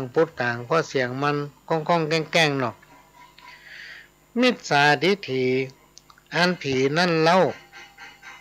ข้าจักเล่าตั้งแต่เก้าตลอดถึงปลายขอเชิญพี่น้องมิตรแก้วสหายบอกว่ายิงใจวันกันจุผู้คนเท่าคนเก่าหลังเปิ้นจ้างเล่าว่าผีมีจริงหนอไทยผีกระสือผีโป่งป่าไม้ตั้งผีเสื้อห้วยผีดอยผีเพศผียักษ์ตั้งผีกองก๋อยตั้งผีตาม้อยผีปกกะลงผีห้าผีโหงซอกอยู่ตำมงตั้งผีพงดงอีค้อยตั้งผีตองเหลืองพมภายใหญ่น้อยเรื่องราวเกิดขึ้นเป็นมายังมีไตงิ้วคนหนึ่งนั่นหนาได้เดินมักกาเข้าดงป่ากว้าง มันไปหันผีอยู่กินเสืบสร้างกลางดงดอยที่นั้นมันก็เจียนจ้ากับผีที่จันไปตามเขตขั้นลวงลายมันก็ยกย้ายเอาผีมาขายเฮือฝูงหญิงใจซื้อไว้เฝ้าบ้านหมู่เฮาตั้งหลายบ่ได้ต่อต้านปากันหับเอาซื้อไว้เอาเฝ้าเข้าของบ้านจองเครื่องใจแปลงเฮืออยู่เพียงปอแปลงที่อยู่พักแปลงหิ้งแปลงหอแปลงหมอกกำปอห้องใหญ่ห้องน้อยห้องก็แปลงหลวงมีพวงดอกสร้อยมีพวงมาลาจ่องก้องเลี้ยงดูสู่สายวงใหญ่พี่น้องมีจิ้นไก่ต้มหมูวัวอาหารพร้อมช่วยกันนาหนัวพ่อครัวแม่ครัวลูกแปลงลูกล่าแต่งตั้งกันเป็นที่นั่งตั้งเข้าเฮือผีปลาเอาหัวฟักใส่ชื่อผีผู้หญ่าอาฮักมีการกู้บ้านจานจอง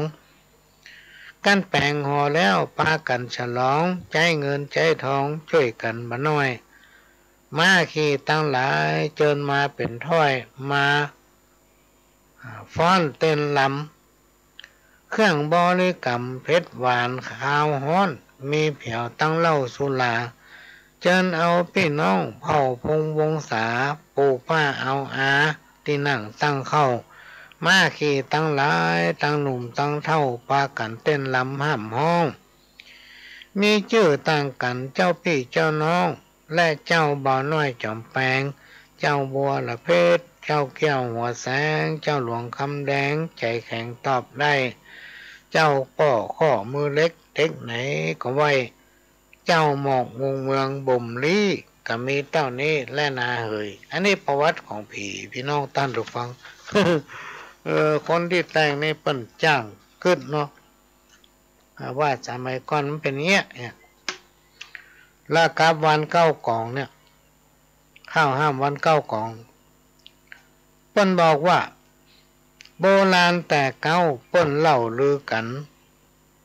เก้าค่ำเป็นวันจำกันฮื้อได้เปิ้นบ่ได้เอาเผาผีชีไม้จักลากไปปัจจะเป็นตำนานของวันเก้าของพี่นะเป็นวันแห่งก้าป่าหมัวมีหญิงชื่อนั่นตันหามีผัวหัวล้านใส่นัว7 คนเลยเจ้ามีวันหนึ่งหนอผัวก็กินเหล้าเก็บแกงเก็บกินเหล้ากับแกงเห็ดเอาป่าแพะเบื่อเห็ดตายลง7 คนนั่นแหละเมียมาหารเข้ายังงงเงืดใจอีน้องคุณข้องพอหลงว่ามีเงินส่งสักการฮื้อเกิดหาอุบายจะได้พอยื้อเลือจิ้งไปตือไล่ม้างเก็บศพ6 ขัวซ่อนที่ขัวเฮือนห้างแล้วก็ไปจ้างสับปะเลอชี้แจงฮื้อหันว่าฮื้อฝังลึกอย่าฮื้อเขินมาได้ฆ่ากลัวหัวตัวข้ามาใกล้พ่อเขาอะไรฆ่าลำสับปะเลอฟังยังกำสั่งย้ำรับรองบ่ฮื้อมาแวแบกขึ้นบ่าซ้ายวายหน้าตาแหฝังลึกนักแกแล้วมาฮับกะจ้างนางก็เอาศพ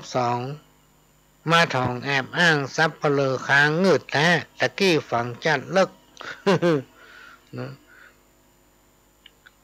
เกินแหงกูแปะเสือกลุกมาได้อย่างใด3 4 5 6ยกมาจัดไก่ลุกมาอย่างไรสั่งมาใจขึ้นศพ7 นั่นกาบัญยอมสะอื้น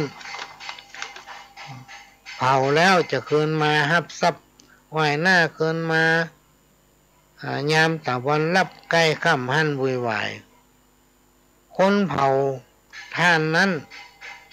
ตัวดำผันผายผีผัวอีนายฟื้นมาได้ดังอี้ขนาดกูเผาไปเมื่อตะกี้ใจโกธามืดเลือดฮ้อนโดดเข้ากอดหวันเดือดนั้นสะท้อนเนียว กันไปเนวกันมาถึงสองคนนั้นกอดกันสั่นไหวตกเข้าใส่กองไฟตายกันที่หันนี่เป็นที่มาของวันเก้าของพี่น้องท่านผู้ฟังมันมีไม่หญิงคนหนึ่งมีผัวถึง7 คนหน้าตาเหมือนกันถึง7 คน นะเหมือนกันตายพ่ออย่างพ่อไปเก็บเห็ดมาแล้วซื้อเหล้ามากินหรือม่านก็ดองข้าวสาโลเนาะกินข้าวกินเหล้ากับแกงเห็ดเบื่อตายกันทั้ง7 คนนางก็เอาศพ6 หัวนั้นไปซ่อนเอาเหลือคนหนึ่งนอนอยู่กลางเตือนไปหาซับเปลือบอกว่าโอ้ขอเตอะขอเอาไปไกลๆแล้วฝังลึกๆมันจะปิกมาฆ่าเพราะว่าผัวฆ่าเนี่ยมันฆ่าหรอกห่วงฆ่าขอฝังลึกๆเนอะซับเปลือก็เอาไปแตะพี่น้องตั้งแต่ฝังเอาไปฝังจัดเลิกฝังไก่ตัวแล้วก็จะปิกมาเอากล้าจ้างนางก็เอามาคนเอามานอนอยู่ที่เก่าฮะเนี่ยไปฝังเลิกที่ไหนฮะปิกมานอนอยู่ที่เก่าเนาะซับเปลือก็เอาไปทำคนที่2ที่3ที่4ที่5ที่6จนคนสุดท้ายเนี่ยโอ้กันนี่บอกฝังแล้วเว้ยฝังเลิกอย่างใดมันก็ปิกไปได้อยู่เขานี่บอกฝังแล้วเอาเผาดีกว่าเนาะเผาแล้วนั่งเฝ้าใกล้จะเสี่ยงละพี่น้องท่านผู้ฟังขณะนั้นเป็นเวลาที่พบค่ำพอดีก็เลยปิกไปว่าก็ได้เผากาจ้างกับเขานี่มันปิกไปแน่พ่อเผาแล้วขณะที่เดินออกจากเตาเผาศพมาน้อยเดียวก็มาปะคนเผาทานพี่น้องท่านผู้ฟังคนเผาทานกำลังไปยกกำลังไปใจเตาทานมาแล้วก็ไปคุยเอาทานพี่น้องท่านผู้ฟังแล้วก็มีมินมีมอมเป็นขี้เต้าขี้ฝุ่น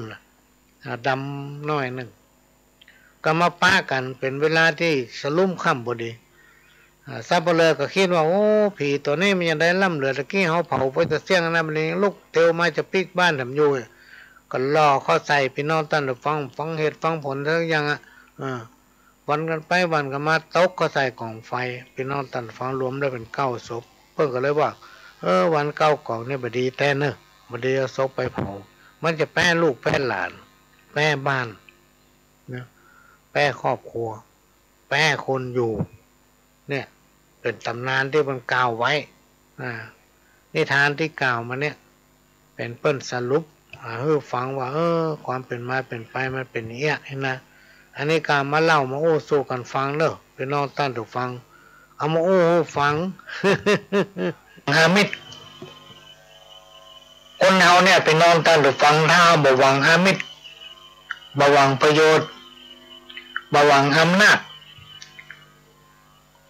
ที่บ่ควรพึงได้บ่ควรพึงมีเนี่ยมาอยู่กับตนตลอดชีวิตมันเป็นไปไม่ได้หรอกคนเฮาจะมีฤทธิ์มีอำนาจอยู่ตลอดชีวิตจะฉลาดกว่าเพิ่นทั้งหมดก็เป็นไปไม่ได้พี่น้องท่านผู้ฟังเปรียบได้เหมือนยุคปัจจุบันเนี่ยการศึกษามันก้าวไกลทุกอย่างพี่น้องท่านผู้ฟังมันมีความลับมันมีในโลกผู้โลหิตหวังจะได้เป็นใหญ่เป็นโตนะจะได้มีอำนาจในการครองบ้านครองเมืองทั้งหมดที่พระเจ้าพรหมทัตยึดมาเนี่ย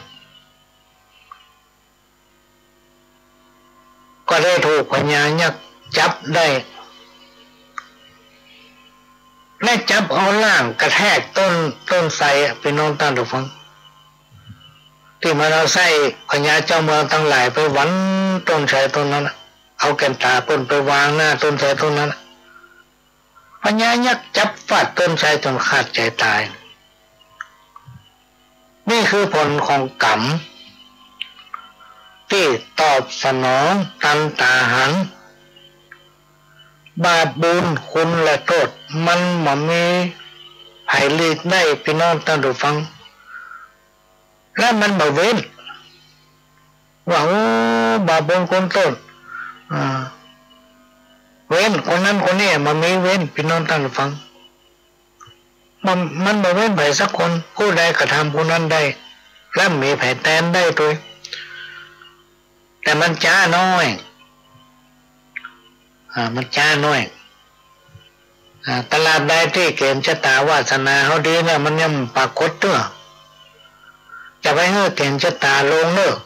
ถ้ามาลงมาเข้าซ้ำล่ะมันรับคืดเนี่ยเป็นนอนตาเดือดฟังสิ่งทั้งหลายเราเนี่ยมันแก้บ่ได้มันแก้บ่ได้ไผ่ทำอย่างใดต้องได้อย่างนั้นอันนี้เป็นคำสอนของครูบาอาจารย์ก่อนมาเทียบเพื่อฟังปุโรหิตนี่เปรียบเหมือนคนใจบาปเป็นคนที่มีจิตสำนึกรู้จักบุญคุณไผ่ยุยงปั้นให้เกิดการแตกแยกนะเอาสิ่งดีๆเข้าหาตัวเก่าหมดพี่น้องตามดูฟังในที่สุดพอวาสนาตกก็ได้รับกรรมตัวเก่าเปรียบเหมือนองคุลิมานนี่แหละแม้นจะสำนึกนะแต่ในที่สุดก็ต้องตายด้วยกรรมที่ตัวเองทำพระเจ้าพรหมทัตก็ต้องตายจากการที่ตัวเองกระทำเมื่อคนอื่นๆกรรมแล้วก็สนองตัวเก่าถ้าจะเปรียบถึงปัจจุบันเนี่ยเป็นน้องตันไปฟังพญายักษ์ตนนั้นอ่ะมันอยู่บนวิมานลูกมันอยู่ปั้มที่จะพอในเมืองมนุษย์ของเขาเนี่ยสามารถหันหมดมันมียานเก่งกล้าซึ่งหู้หันความเป็นอยู่ของคนมนุษย์ว่าใครทำดีทำบดีอาจจะเปรียบเหมือนเจ้าจตุโลกบาลที่รักษาโลกมนุษย์เนี่ยเตปาฮักสิ่งศักดิ์สิทธิ์ทั้งหลายโดยเฉพาะประเทศ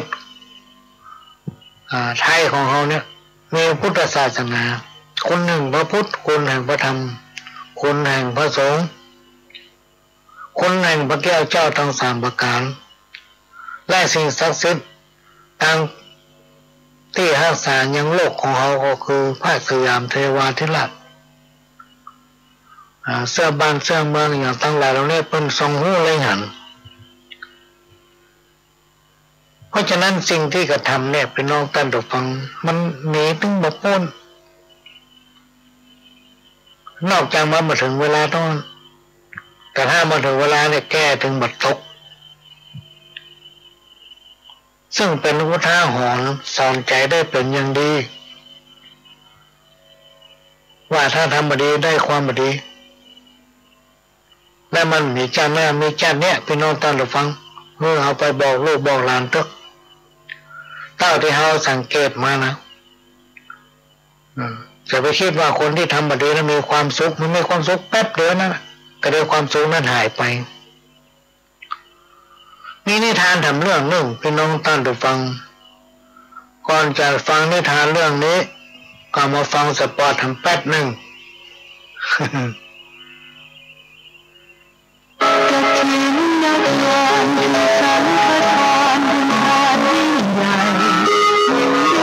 ข่าวสารเพื่อการประชาสัมพันธ์ขอเชิญชวนศรัทธานักศิลปุณทั้งหลายร่วมงานทำบุญทอดกฐินสามัคคีของวัดร้องอ้อตำบลสมิทเชื่ออำเภอเมืองจังหวัดเชียงใหม่ตรงกับวันอาทิตย์ที่6 พฤศจิกายน พุทธศักราช 2565 ขึ้น13 ค่ำเดือนยี่ทอดถวายกับพระสงฆ์ที่จำพรรษาทวนไตรมาสของวัดร้องอ้อเวลา 9:30 นาทีเป็นต้นไปขอเชิญชวนร่วมงานบุญกฐินสามัคคีของวัดร้องอ้อตำบลสมิทเชื่ออำเภอเมืองเชียงใหม่จังหวัดเชียงใหม่ตรงกับวันอาทิตย์ที่ 6 พฤศจิกายน 2565 ช่วงเช้า 9:30 นาทีได้บุญได้กุศลโดยพร้อมเพรียงกันมนุษย์สมบัติสวรรค์สมบัตินิพพานสมบัติก็ต้องขอกราบขอบพระคุณอาจารย์เกษตรเพชรสำลิดและท่านผู้อำนวยการสถานีท่านหลวงพ่อพระครูสมุวิสุวัฒน์วรกิจโจที่ได้ให้โอกาสอนุความเมตตาให้อาจารย์เกษตรเพชรสำลิดได้อัดสปอร์ตให้ในวันที่6พี่น้องท่านผู้ฟังพฤศจิกายน 2565 ก็ขอเชิญผู้ใจบุญร่วมอนุโมทนาบุญในการทอดกฐินสายสามัคคีถวายที่วัดหลวงฮอกตั้งแต่เวลา9 โมงไปถึง11 โมงครึ่งของวันอาทิตย์นั้นในการนี้ก็จะได้ทำการถ่ายทอดทางสถานีวิทยุFM 104.50 เมกะเฮิรตซ์วัดไฟและเผยแพร่ออนไลน์ไปทั่วก็ขอเชิญพี่น้องท่านผู้ฟังได้ร่วมเป็นเจ้าภาพโดยพร้อมเพรียงกันและก็ท่านใดที่เป็นเจ้าภาพเจ้าศรัทธากฐินสักสายหนึ่งต้นหนึ่งก็มาติดต่อที่ทางวัดเลยและพระหลวงจะมีตะกรุดเกี่ยวกับการค้าขายมอบให้1 ชุดพร้อมกับคำอธิบายของเปิ้นคนได้ตำราเนี่ยพี่น้องท่านผู้ฟังก็มาได้เอามาแปะมาได้เอามาแต่งแต้มอย่างทั้งอย่างคนจากตำราก็จะเขียนกรอกลอกออกมามอบไปชุดหนึ่งเพื่อให้อยู่ดีมีสุขก็ต้องติดต่อที่พระหลวงคนเดียวนะเพราะว่าพระหลวงเป็นคนทำโดยบ่าวอย่างสักอย่างพี่น้องท่านผู้ฟังเป็นการมอบเพื่อเป็นสินน้ำใจเป็นของชำร่วยให้กับท่านไปสำหรับปัจจัยที่ถวายนั้นเขาได้กำหนดกฎเกณฑ์ไว้ต้องหันตะกี้พี่น้องท่านผู้ฟังตามกำลังเนื่องจากว่าภาวะเศรษฐกิจเนี่ยที่เขาหันกันเนี่ยก็ตามกำลังของท่านเพื่อเมื่อวัดขาดกฐินเป็นการให้กำลังใจพระสงฆ์ของเจ้าที่ปฏิบัติศีลภาวนาอยู่กับวัดก็จะได้นำเอาปัจจัยส่วนนี้ไปพัฒนาวัดวาอันไหนที่มันสำรุดทรุดโทรมก็ไปแปลงไปนี่หรือว่าเก็บออมไว้นะทั้งวัดมีความปรารถนาและก็ต้องการค่าได้ที่ดินนะพี่น้องท่านผู้ฟังซึ่งมันก็มีอยู่ที่ข้างวัดนั่นแหละอยู่ในขั้นเจรจาอยู่ถ้าเจรจาได้อย่างไรก็จะมาแจ้งประชาสัมพันธ์ขอช่วยกันสนับสนุนในกองบุญกองกุศลนี้ก็มาฟังนิทานทำเรื่องหนึ่งพี่น้องท่านผู้ฟังเป็นนิทานชาดกเกี่ยวกับเพื่อนการมีเพื่อนเนี่ยมันดีพี่น้องท่านผู้ฟังถ้าเพื่อนเราเป็นคนซื่อสัตย์นะบักกดใส่กันมีความจริงใจต่อกันนะมันกำกรบนหนึ่งว่ามีเพื่อน1 คนดีกว่าเพื่อนเป็น100ถ้าเป็นเพื่อนที่จริงใจต่อกันพึ่งป้าอาศัยปรึกษาหาเรื่องอย่างกันได้ในยามอับจนก็ให้การอนุเคราะห์ช่วยเหลือด้วยความจริงใจซึ่งกันและกันแต่ถ้าเรามีเพื่อนที่แบบจริงใจพี่น้องท่านผู้ฟังเพื่อนมันมีหลายลักษณะนะบางทีเป็นเพื่อนที่ถ้าได้กินข้าวเมาไม่อย่างดีแต่ดีว่ามาหาถึงวันเนี่ยถ้าเมื่อได้มั่มได้กินข้าวเมาพ่อหามถึงหมานพ่อหาทางพลเรือมาถึงมาที่มันมาเพราะมันไม่ได้กินข้าวเมาเพื่อนอย่างเงี้ยพี่น้องท่านผู้ฟังจะไปคบบางทีเขามีปัญหาอย่างเขาปรึกษาเลยมันไปมันเอาเป็นเหล้าเนี่ย เอาเป็นเหล้าเพื่อนนี้จะไปใกล้นะมีนะพี่น้องท่านผู้ฟังจากประสบการณ์ของพระหลวงนะคบคนมานับถึงวันนี้เหลือไปสักคนเพราะมันมีความจริงใจต่อกันเขาหนีภัยดีกว่าพี่น้องท่านผู้ฟังมากันนิทานเรื่องนี้ในการครั้งหนึ่งมีชาย2 คนเป็นเพื่อนกันมาตั้งแต่น้อยละเกิดมาก็หู้จักกันละอยู่บ้านเดียวกันเป็นเพื่อนกันนะทั้ง2 คนนี่ชวนกันทำมาหากินต่างบ้านต่างเมืองคนหนึ่งเป็นลูกจ้างเศรษฐีแถมคนหนึ่งเป็นลูกจ้างพ่อค้าไอ้คนนี่เป็นลูกจ้าง พ่อกาชื่อไหวกด มันนึงกดแถวกูยังอ่ะตามชื่อมันนั่นอ่ะกงตาจังห้องกงสตางค์ปเลี้ยงห้องเนี่ยแล้วแต่โอกาสมันจะให้อำนวยคนตั้งหลายเปิ้นถึงตั้งชื่อว่าไอ้กดนะจะไปเผลอถ้าเผลอมันเป็นว่าแมทห้องเปิ้นอ่ะ ยิบห้องเปิ้นส่วนทำคนเนี่ยไปอยู่กับเศรษฐีโอ้ไปอยู่กับพ่อเศรษฐีเปิ้นฮักเพราะว่ามันเป็นคนซื่อเปิ้นก็เลยใส่ชื่อว่าไอ้ซื่อเป็นคนที่มีอุปนิสัยซื่อสัตย์มีความขยันหมั่นเพียรอยู่ไปก็เกิดรักใคร่กับลูกสาวของพ่อเศรษฐีด้วยความใกล้ชิดพี่น้องท่านผู้ฟังท่านเศรษฐีก็พึงพอใจในตัวของพ่อชายคนนี้ซึ่งตั้งชื่อว่าเป็นไอ้ซื่อนะเพราะเป็นผู้ชายหนุ่มที่มีความขยันหมั่นเพียรนะมีความขยันหมั่นเพียรจะต้องมีความสามารถดูแลทรัพย์สมบัติของเขาได้แน่ในอนาคตเนี่ยเป็นมองคนมองเงี้ยเป็นนอนตันฟังนี่พอคนแล้วคิดไปถึงการไก่ว่าคนเนี้ยมันต้องดีไปหน้าเนาะวันหน้ามันจะพาครอบครัวของลูกเขา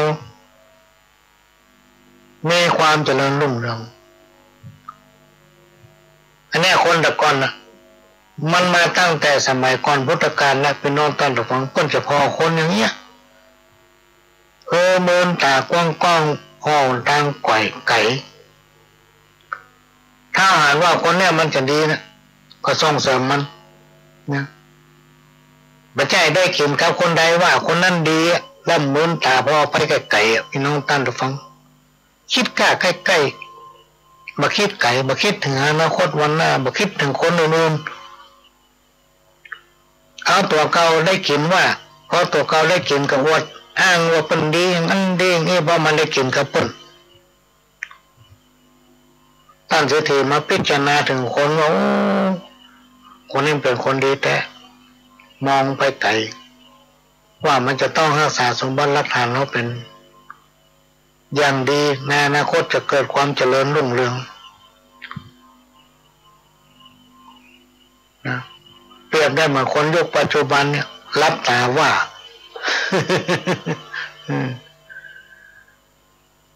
หูอยู่มันแบบดีได้กินกับมันก็ส่งเสริมมันอยู่เพราะว่าตัวเองได้กินกับมันนี่เป็นต้นต่อมามีวันหนึ่งนึกอยากจะลองใจให้ซื่อนะก็เลยถามว่าอยากจะได้ลูกสาวของข้าหรือไม่ถ้าเจ้าอยากได้จริงๆจงฝนก้อนหินเมื่อเป็นเข็มไอ้ซื่อกันรับกรรมพี่น้องท่านผู้ฟังแล้วก็เตรียมมาก้อนหินหลายก้อนแล้วก็พยายามฝนพี่น้องท่านผู้ฟังฝนก้อนหินให้เป็นเข็มเหมือนท่านเศรษฐีว่านะฝ่ายเศรษฐีแอบห่อพฤติกรรมของไอ้ซื่ออยู่ตลอด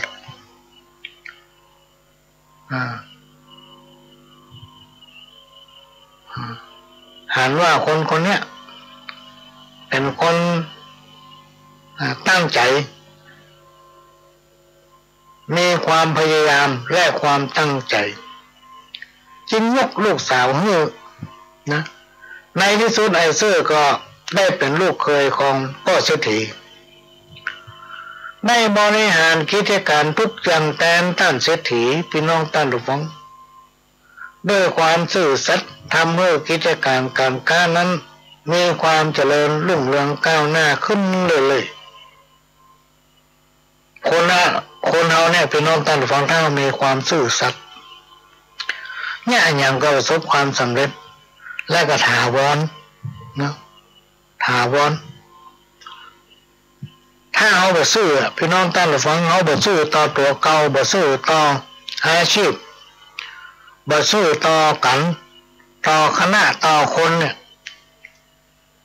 มันจะจมไปที่ติ๊กเจริญได้มาเหมือนกระเดียวกับวอดกระเดียวกับปะกับความหายนะเพราะบาปบุญคุณโทษมันโตยเหมือนเงาตามตัวมากันนิทานเรื่องนี้มันมีความซื่อสัตย์มีความสัตย์มีความจริงมีความจริงใจต่อทุกคนมีความปรารถนาดีต่อทุกคนบอกว่าจะทำกิจการอย่างก็มีความมั่นคงมีความเจริญรุ่งเรืองส่วนเพื่อนนำคนนึงชื่อไอ้กดมันไปกล้าขายอย่างตั้งใดก็ไปกดไปโกงปล้นกุฏิจนบ่มีไผพอหน้าเพราะว่ามันเป็นคนขี้โกงเริ่มหากินลำบากล่ะเป็นโนนตันทุกฟังเริ่มหากินลำบากพ่อไปไหนมันไปกดไปโกงปล้นมันเป็นคนบอกคนพาลล่ะไผเขาไม่ครบไปที่ไหนไผไม่ครบล่ะพ่อเป็นคนกดคนบอกไผไม่ให้ครบเลยแหงเป็นโนนตันทุกฟังมีวันหนึ่งก็คิดนึกถึงไอ้ซื่อเป็นเพื่อนของตัวเก่าเนี่ยได้ข่าวว่าตอนนี้ล่ำเลยเป็นลูกเคยของป้อเศรษฐีเวลานี้เพื่อนมีบุญวาสนาก็เลยคิดว่าจะไปหาเพื่อนตามที่เคยสัญญากันไว้ว่าถ้าไผ่ได้ดีและถ้าไผ่ผู้ใดผู้หนึ่งตกทุกข์ได้ยากก็ให้ช่วยเหลือกันมันนึกขึ้นได้กับมาแต่งตัวด้วยเสื้อผ้าเก่าๆพี่น้องต้นหรือฟังขาดหน้าปะตั้งหลังเนี่ยขาดตั้งหลังมาปะตั้งหน้าเสร็จแล้วก็เดินทางไปที่บ้านไอ้ซื่อพอไอ้ซื่อหันปล้นเดินเข้าบ้านมาก็เข้าไปให้การต้อนรับสอบถามว่าเพื่อนเฮ้ยไปอยู่ที่ไหนตั้งใดอะไรอย่างมาลำบากอย่างนี้พอหรอแต่งตัวเสื้อเก่าเสื้อพุทธหนาบทั้งหน้าทั้งหลังไอ้กดก็บอกว่าโอ้ข้าก็ขายของนั่นน่ะแต่กล้าขายยังก็ขาดทุนวันนี้ไปกล้าขายก็ขาดทุนไป500ตำลึงหมดตัวเลยประเดี๋ยวนี้ถ้าไม่ยังมาได้เลยเพิ่มมีทุนไฟไอ้ชื่อก็บอกเพื่อนว่าเพื่อนเฮ้ยเอาอีกก็แล้วกันเพื่อนเอาเงินจากข้าเนี่ยไปลงทุนก็แล้วกันจากนั้นก็บอกผู้เป็นสีภรรยาไปยิบเอาสตางค์มา500ตำลึงยื่นให้เพื่อนไปลงทุนค้าขายพอไอ้กดได้เงินพี่น้องท่านผู้ฟังแทนที่จะนำไปลงทุนกลับเข้าบ่อนเล่นการพนันน่ะ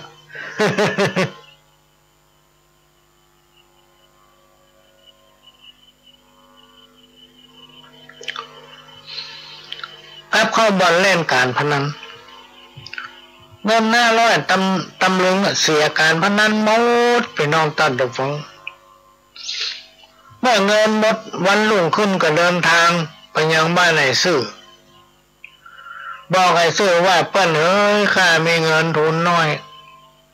ข้าขายได้กำไร5ตำลึง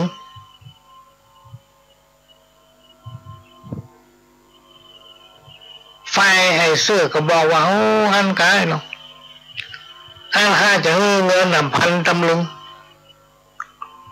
เมื่อได้เงิน1,000ตำลึงพี่น้องท่านผู้ฟังไอ้กดก็เดินทางออกจากบ้านของเพื่อนแทนที่จะนำเอาเงิน1,000ตำลึงนั้นไปกล้าไปขายพี่น้องท่านผู้ฟัง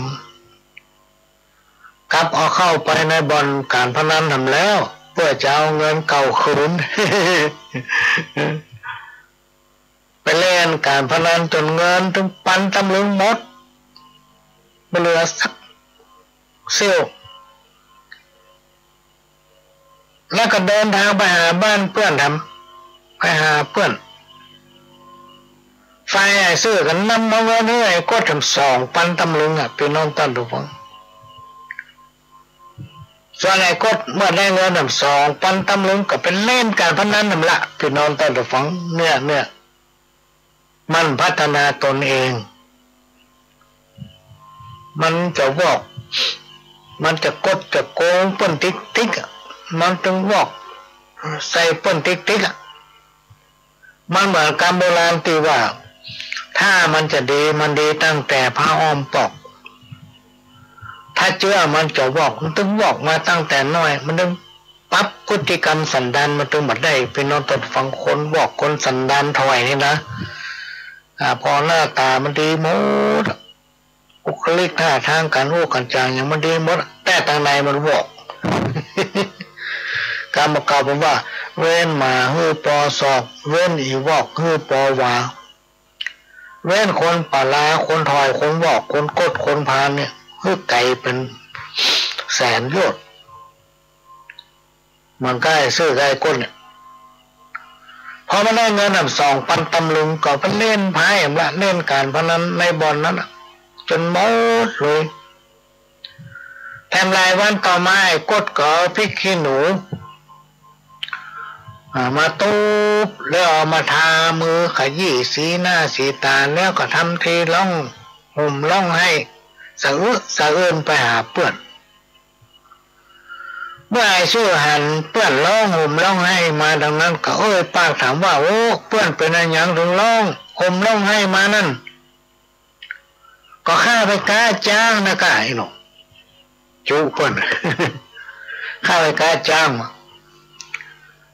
ได้กำไรถึง5 ปันตำลึงเซลหนูขณะที่ข้าคุยเกวียนเดินทางมายังบ้านเพื่อจะเอาเงินมาคืนให้เพื่อนแต่ระหว่างทางนะปะน้ำท่วมน้ำป่าฝนมันตกนะน้ำป่าไหลทุกทางมาเพื่อน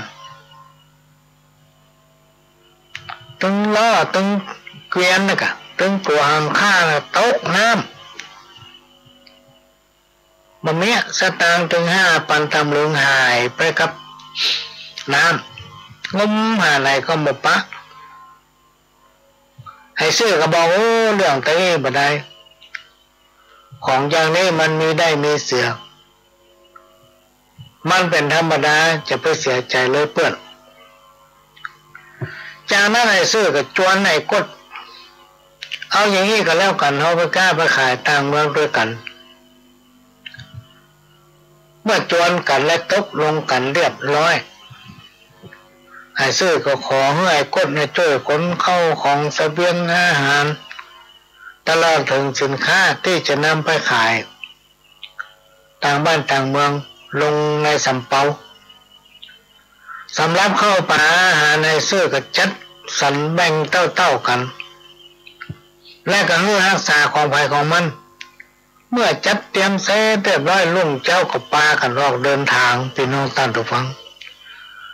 ตลอดระยะเวลาของการเดินทางไอ้กดก็กินอาหารส่วนของไอ้ซื้อ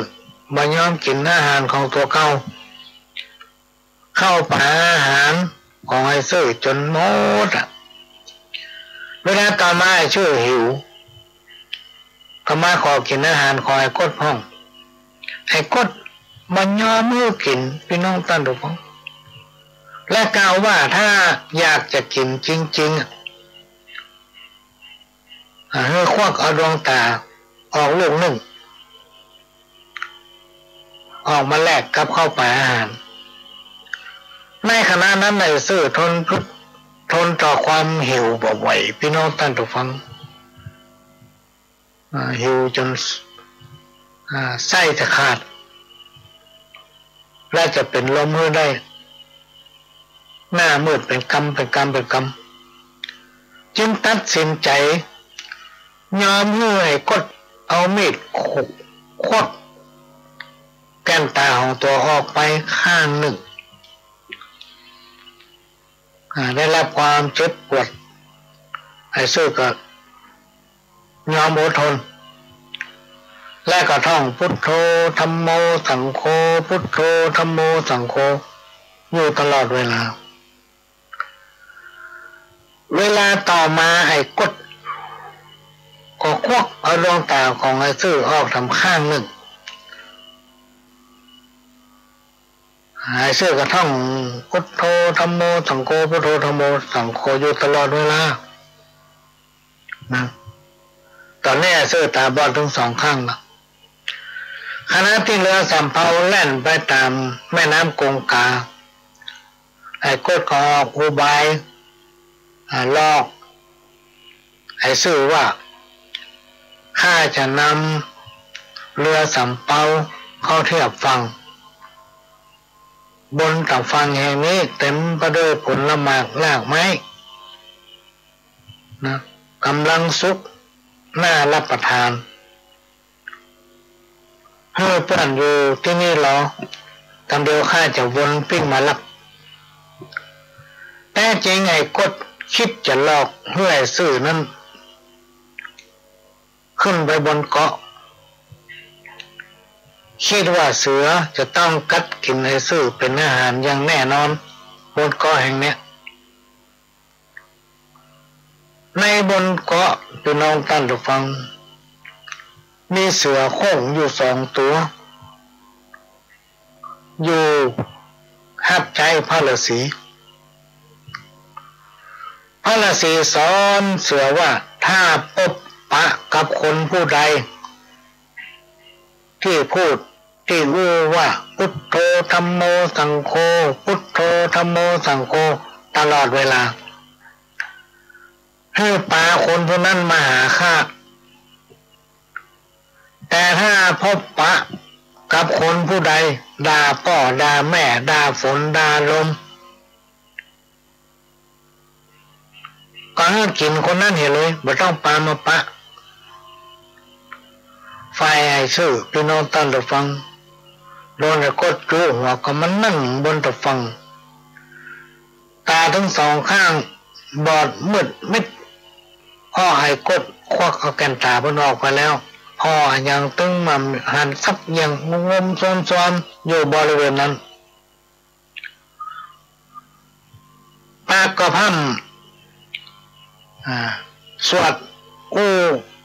อยู่ตลอดว่าพุทโธธัมโมสังโฆพุทโธธัมโมสังโฆน่ะ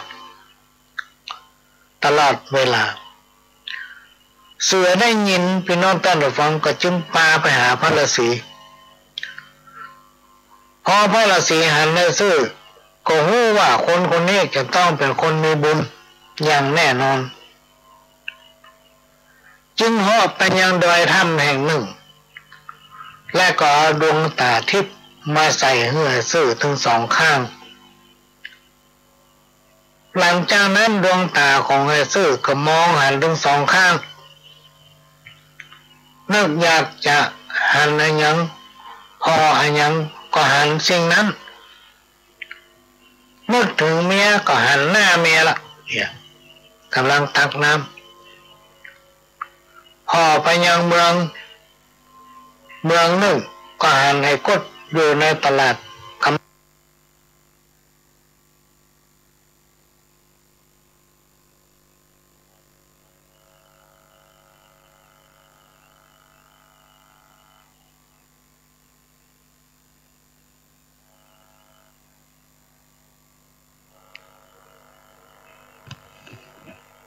ขณะนี้พี่น้องท่านผู้ฟังก็กำลังรับฟังรายการสาระสปะรอยอันปันเรื่องจากสถานีวิทยุกระจายเสียงพระพุทธศาสนาชาติและสังคมขึ้นเพื่อการศึกษาพระพุทธศาสนาและวัฒนธรรม FM 104.50 เมกะเฮิรตซ์จากวัดไฟอินตั้งอยู่หลังมหาวิทยาลัยเชียงใหม่ตำบลสุเทพอำเภอเมืองจังหวัดเชียงใหม่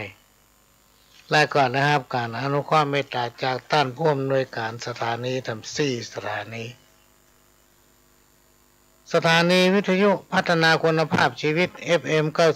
92.25 วัดหลวงประแดงมหาวิหารสถานีวิทยุ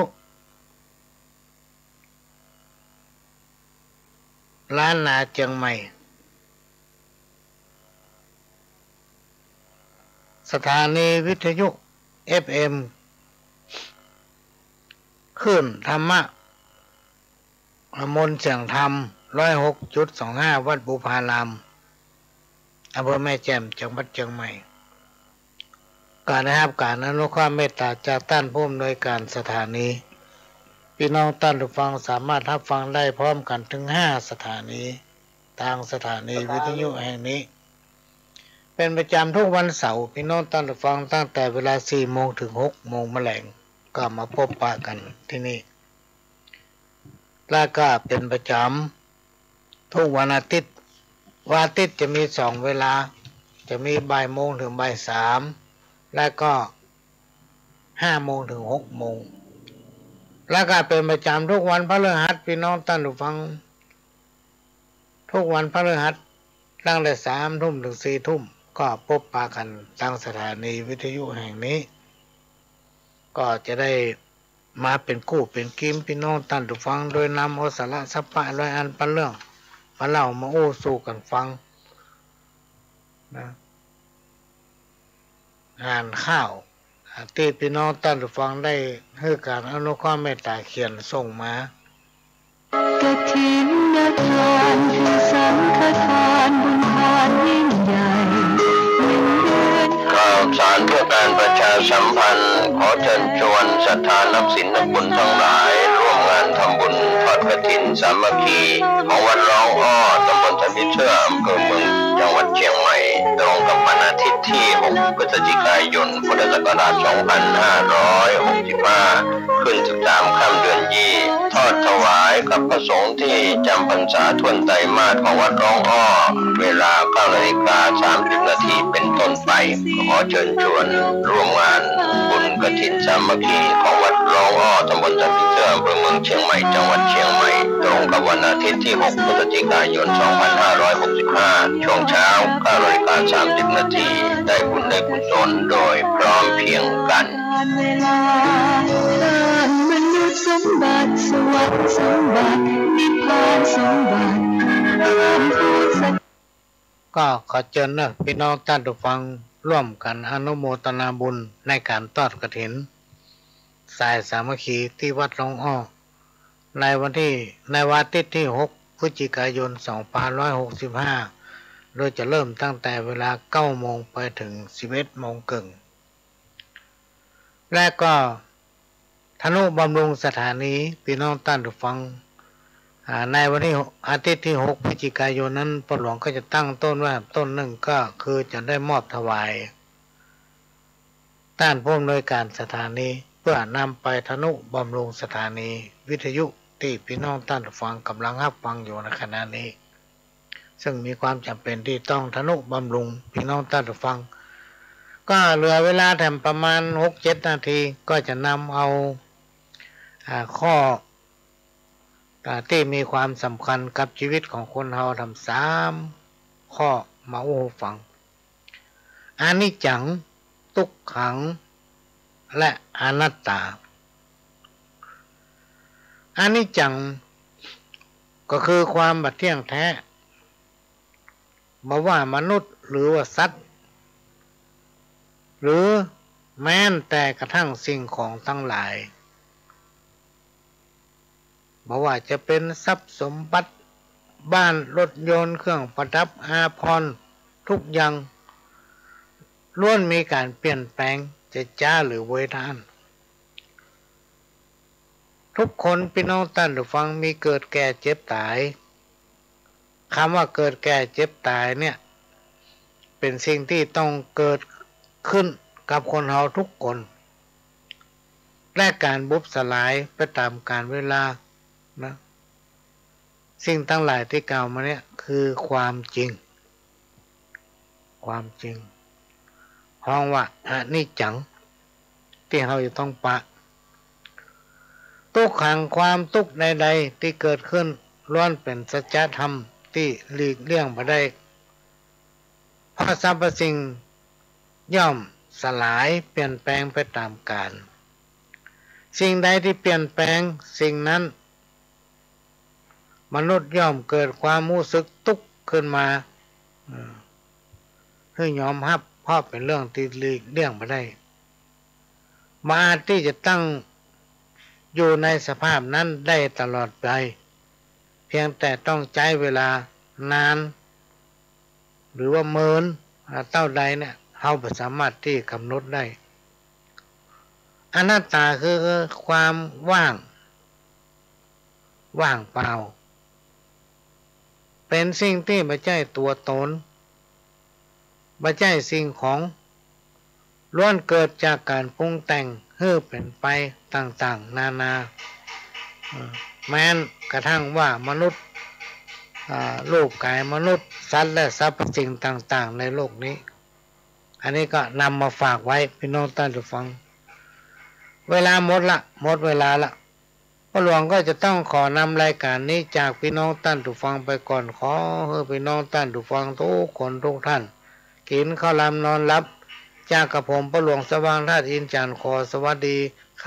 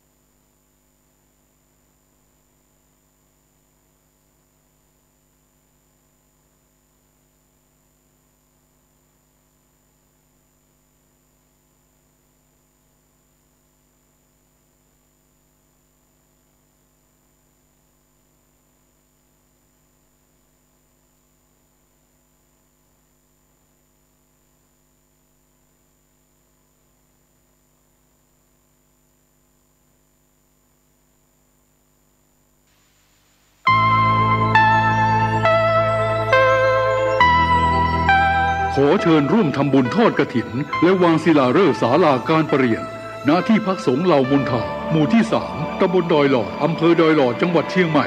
วันที่ 12 ตุลาคม 2565 เวลา 13:39 นาทีเนื่องด้วยที่พักสงฆ์เหล่ามนทาได้เริ่มก่อสร้างมาตั้งแต่วันที่ 17 มิถุนายน 2565 เพื่อเป็นสถานที่ประกอบพิธีทางพระพุทธศาสนาและเป็นศูนย์รวมจิตใจของศรัทธาประชาชนทั่วไปโดยจะได้ทำการสร้างเสนาสนะถาวรวัตถุที่มั่นคงให้เหมาะสมกับที่จะยกฐานะเป็นวัดในพระพุทธศาสนาสืบไปดังนั้นจึงมีผู้มีจิตศรัทธาร่วมใจกันบริจาคทุนทรัพย์โดยเครือข่ายการเผยแผ่ธรรมะของคณะสงฆ์คลื่นสีขาวทั่วทุกสารทิศตลอดจนศรัทธาประชาชนทั้งหลายทั่วไปทุกคนตั้งกุศลเจตนาในการทอดกฐินสามัคคีและวางศิลาฤกษ์สร้างศาลาการประเรียนณที่พักสงฆ์เหล่ามนทาตามกำหนดการดังนี้วันที่ 5-11 ตุลาคม